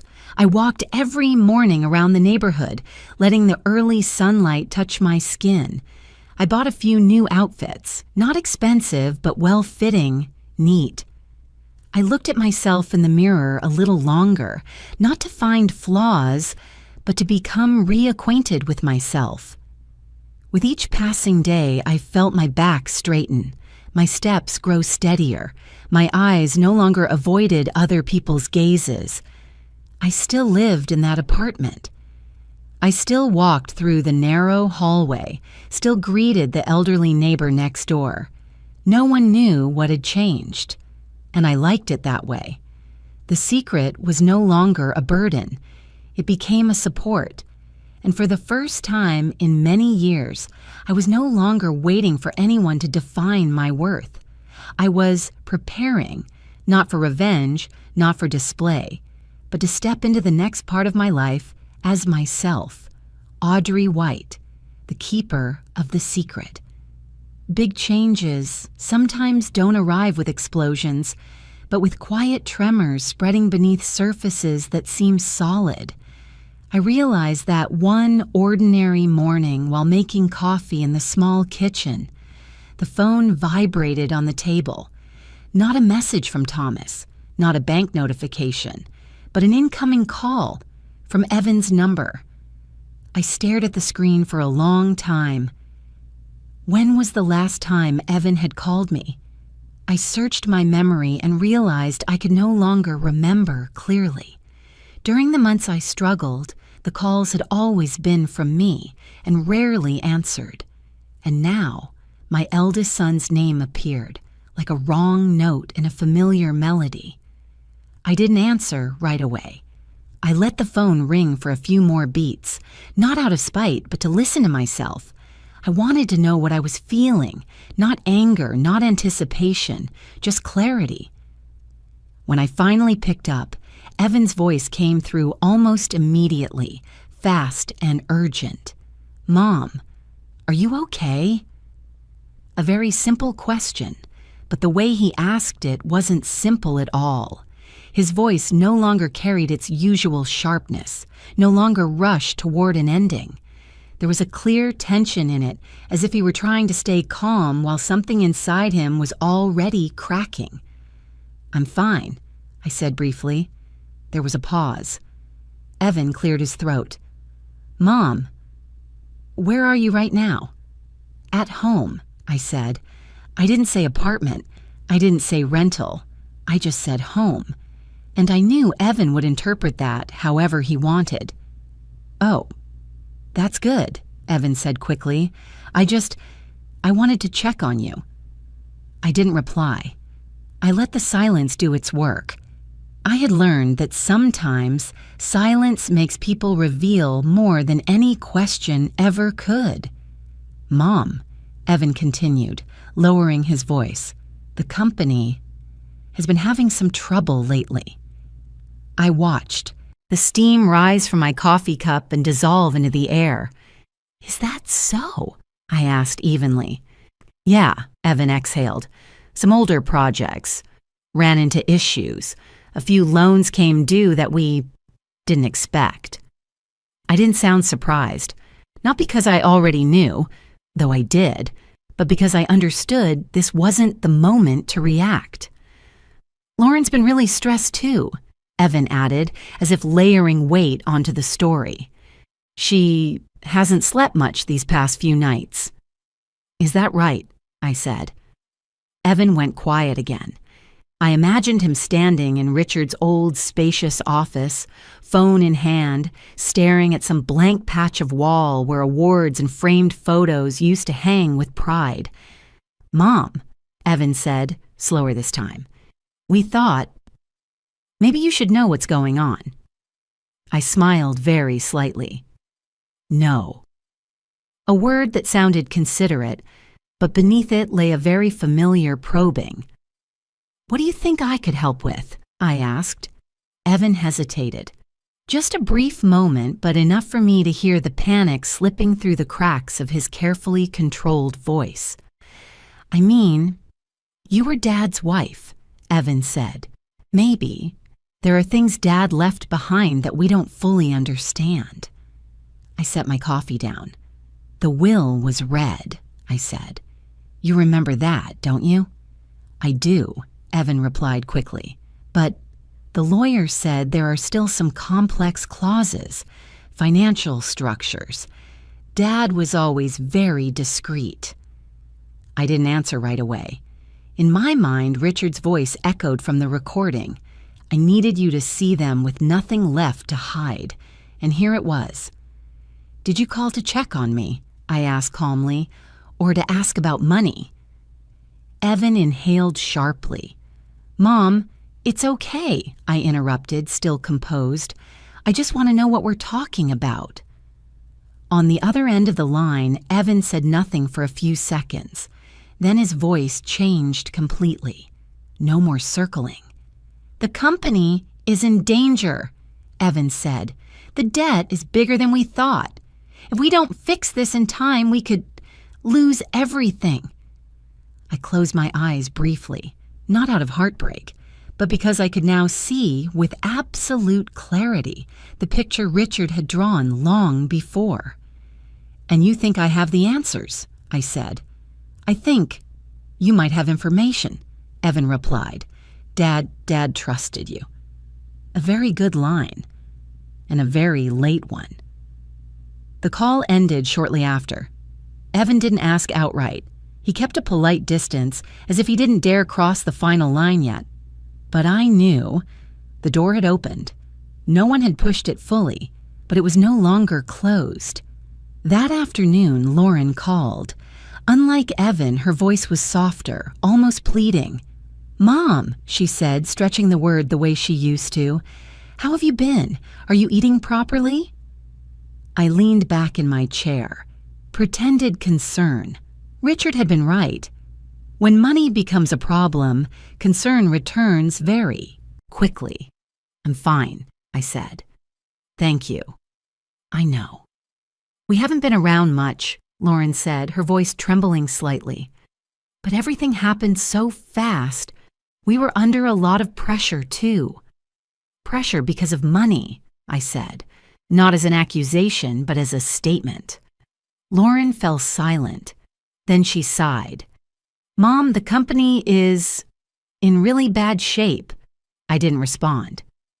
Do you remember Dad ever mentioning private investment funds? Lauren asked, or accounts he didn't put under the corporation? I looked out the window. The sunlight that day was pale, neither harsh nor sad. An ordinary day, something I hadn't had in months. I don't remember, I said, and it was true in a very precise way. I didn't remember. I knew. Lauren went on for a while longer, more than Evan, more emotional. But the substance was the same. Panic wrapped in gentle words, fear hidden behind the word family. When the call ended, I didn't feel relieved. I didn't feel burdened. I just felt clear, clearer than ever. The corporation Richard left behind, the thing my children had proudly taken over like a trophy, was beginning to reveal its true face. Old loans, over-budget projects, financial commitments built on the assumption that everything would keep expanding forever. Richard had left them a large ship, but he had also left it with a hull full of cracks. And now, as water began to pour in, Evan and Lauren panicked and turned back to look for the person they had abandoned on shore. I sat there in my small apartment, listening to the ticking of the wall clock. Each passing second was a tiny shift in the balance of power. I didn't call back. I didn't text. I didn't promise anything. I didn't act distant either. I simply observed. I observed the way my children's voices trembled when they mentioned money, the speed with which they remembered me once things began to fall apart, the way, "How are you, Mom?" was followed almost immediately by, "Do you remember what Dad said?" And in that observation, I fully understood the lesson Richard had wanted to teach, not to punish our children, but to let me see myself and my true place in this story. I didn't reveal the secret, not because I feared losing leverage, but because I knew that when truth is spoken too early, it loses its weight. The balance had shifted, and this time I didn't need to do anything at all. I only needed to stand firm. That morning, I woke up before the alarm went off, Not because I was anxious, but because my body had grown used to waking early over the past weeks. Light slipped through the curtains, soft and clear, without the heaviness that used to accompany mornings. I got up, made tea, and drank it slowly, letting the warmth spread through my throat. Today was my birthday. 70 years old. I put on the dark blue dress I had chosen a few days earlier. Not elaborate, not showy, but fitting in a way that surprised me. I looked at myself in the mirror longer than usual, not to search for signs of age, but to recognize something that had changed in my eyes. They no longer avoided. They were steady, direct, and clear.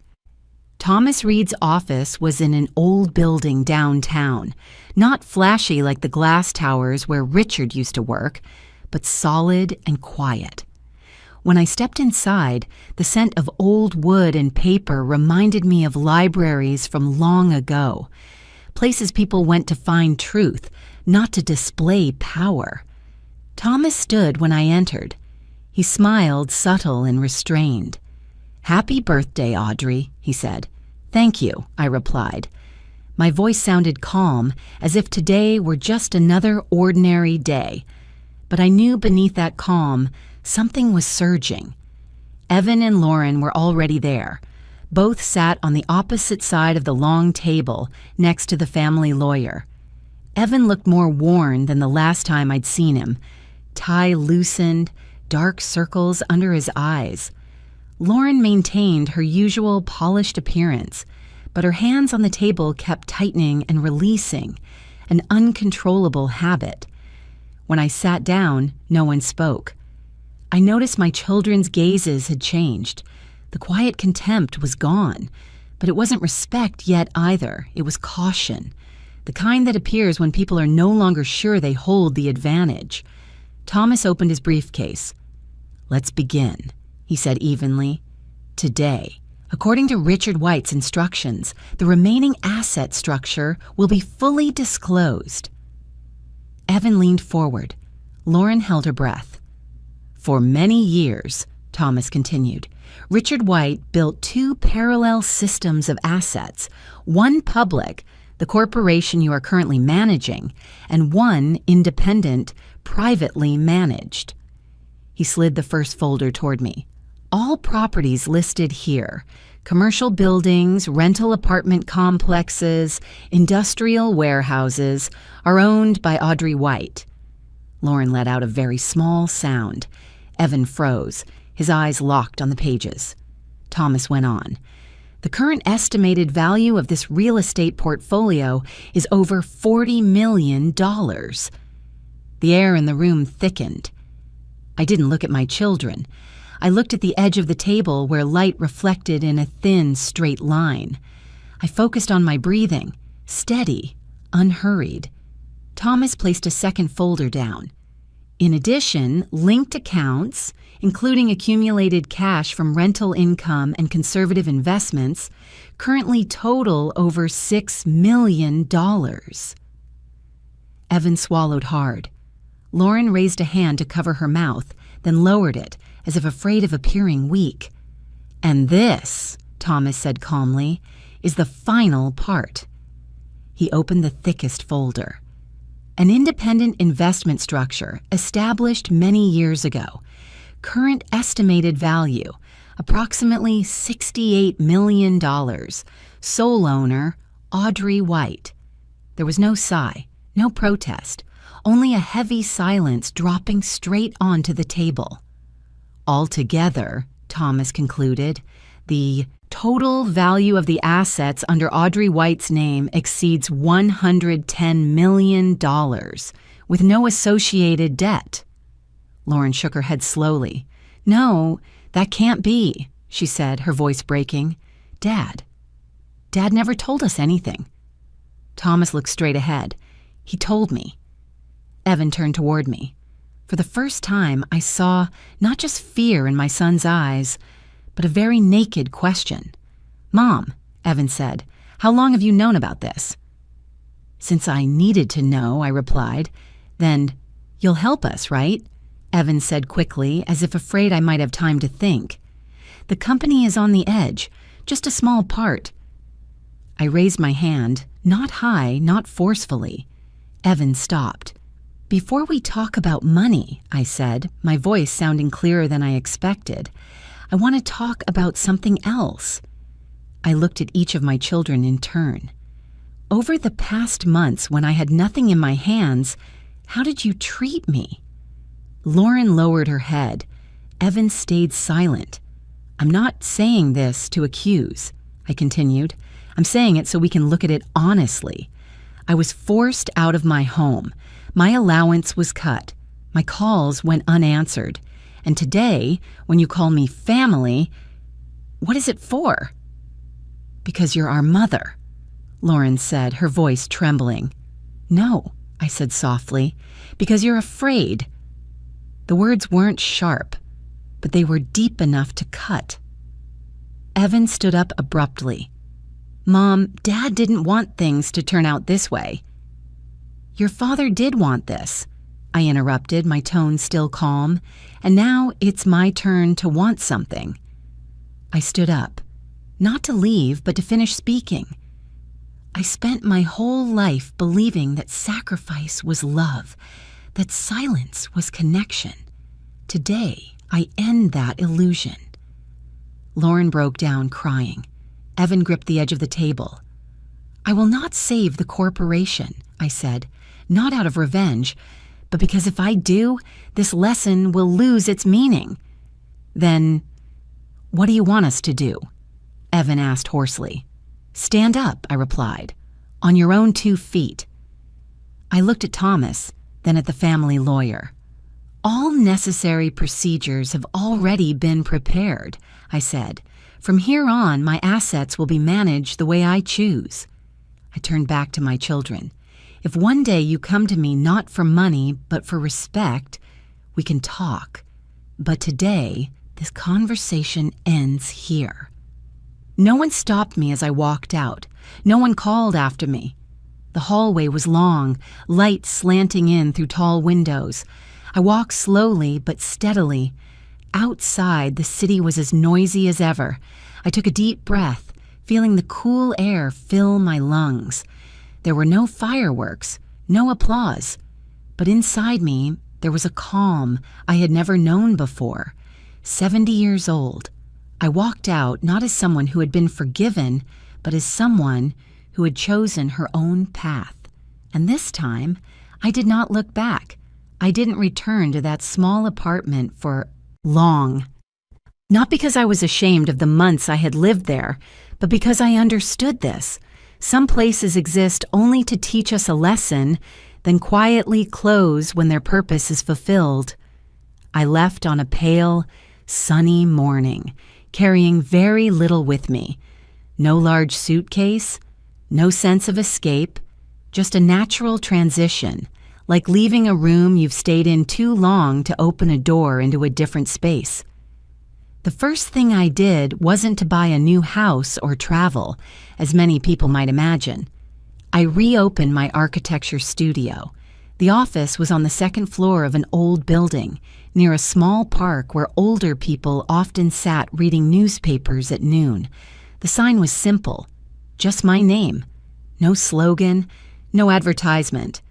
When I hung it up, my hands trembled slightly, not from fear of failure, but because I was touching a part of myself that had been neglected for far too long. On the first day, no clients came. I wiped down the desk, organized old drawings, rehung a few sketches from years ago. The familiar lines made me smile. I remembered what it felt like to create, to decide, to make mistakes and correct them with my own hands, not as someone's wife, someone's mother, but as Audrey White, an architect. Then the first clients arrived, an older couple who wanted to renovate the home they had lived in for 30 years. They didn't want anything grand, just easier movement, more light. I listened to them carefully, not for the money, but because I understood that feeling, the desire to live the rest of your life in a space that truly belongs to you. Work came slowly but steadily. I chose projects. I declined what didn't fit. I worked at my own pace, morning walks, simple lunches, evenings spent reading or listening to old music. No one rushed me. No one controlled me. My children's lives were different. The corporation Richard left behind didn't collapse immediately, but it was no longer the solid ship it once was. Evan had to sell off assets. Lauren went back to study management. They started over, not easily, not gloriously. We didn't talk much, but I knew that for the first time in their lives, they were living by their own choices, not leaning on their father's shadow or their mother's sacrifice. I don't resent them. I don't cling to them either. Everyone has their own journey. I had finished mine as the self-sacrificing mother.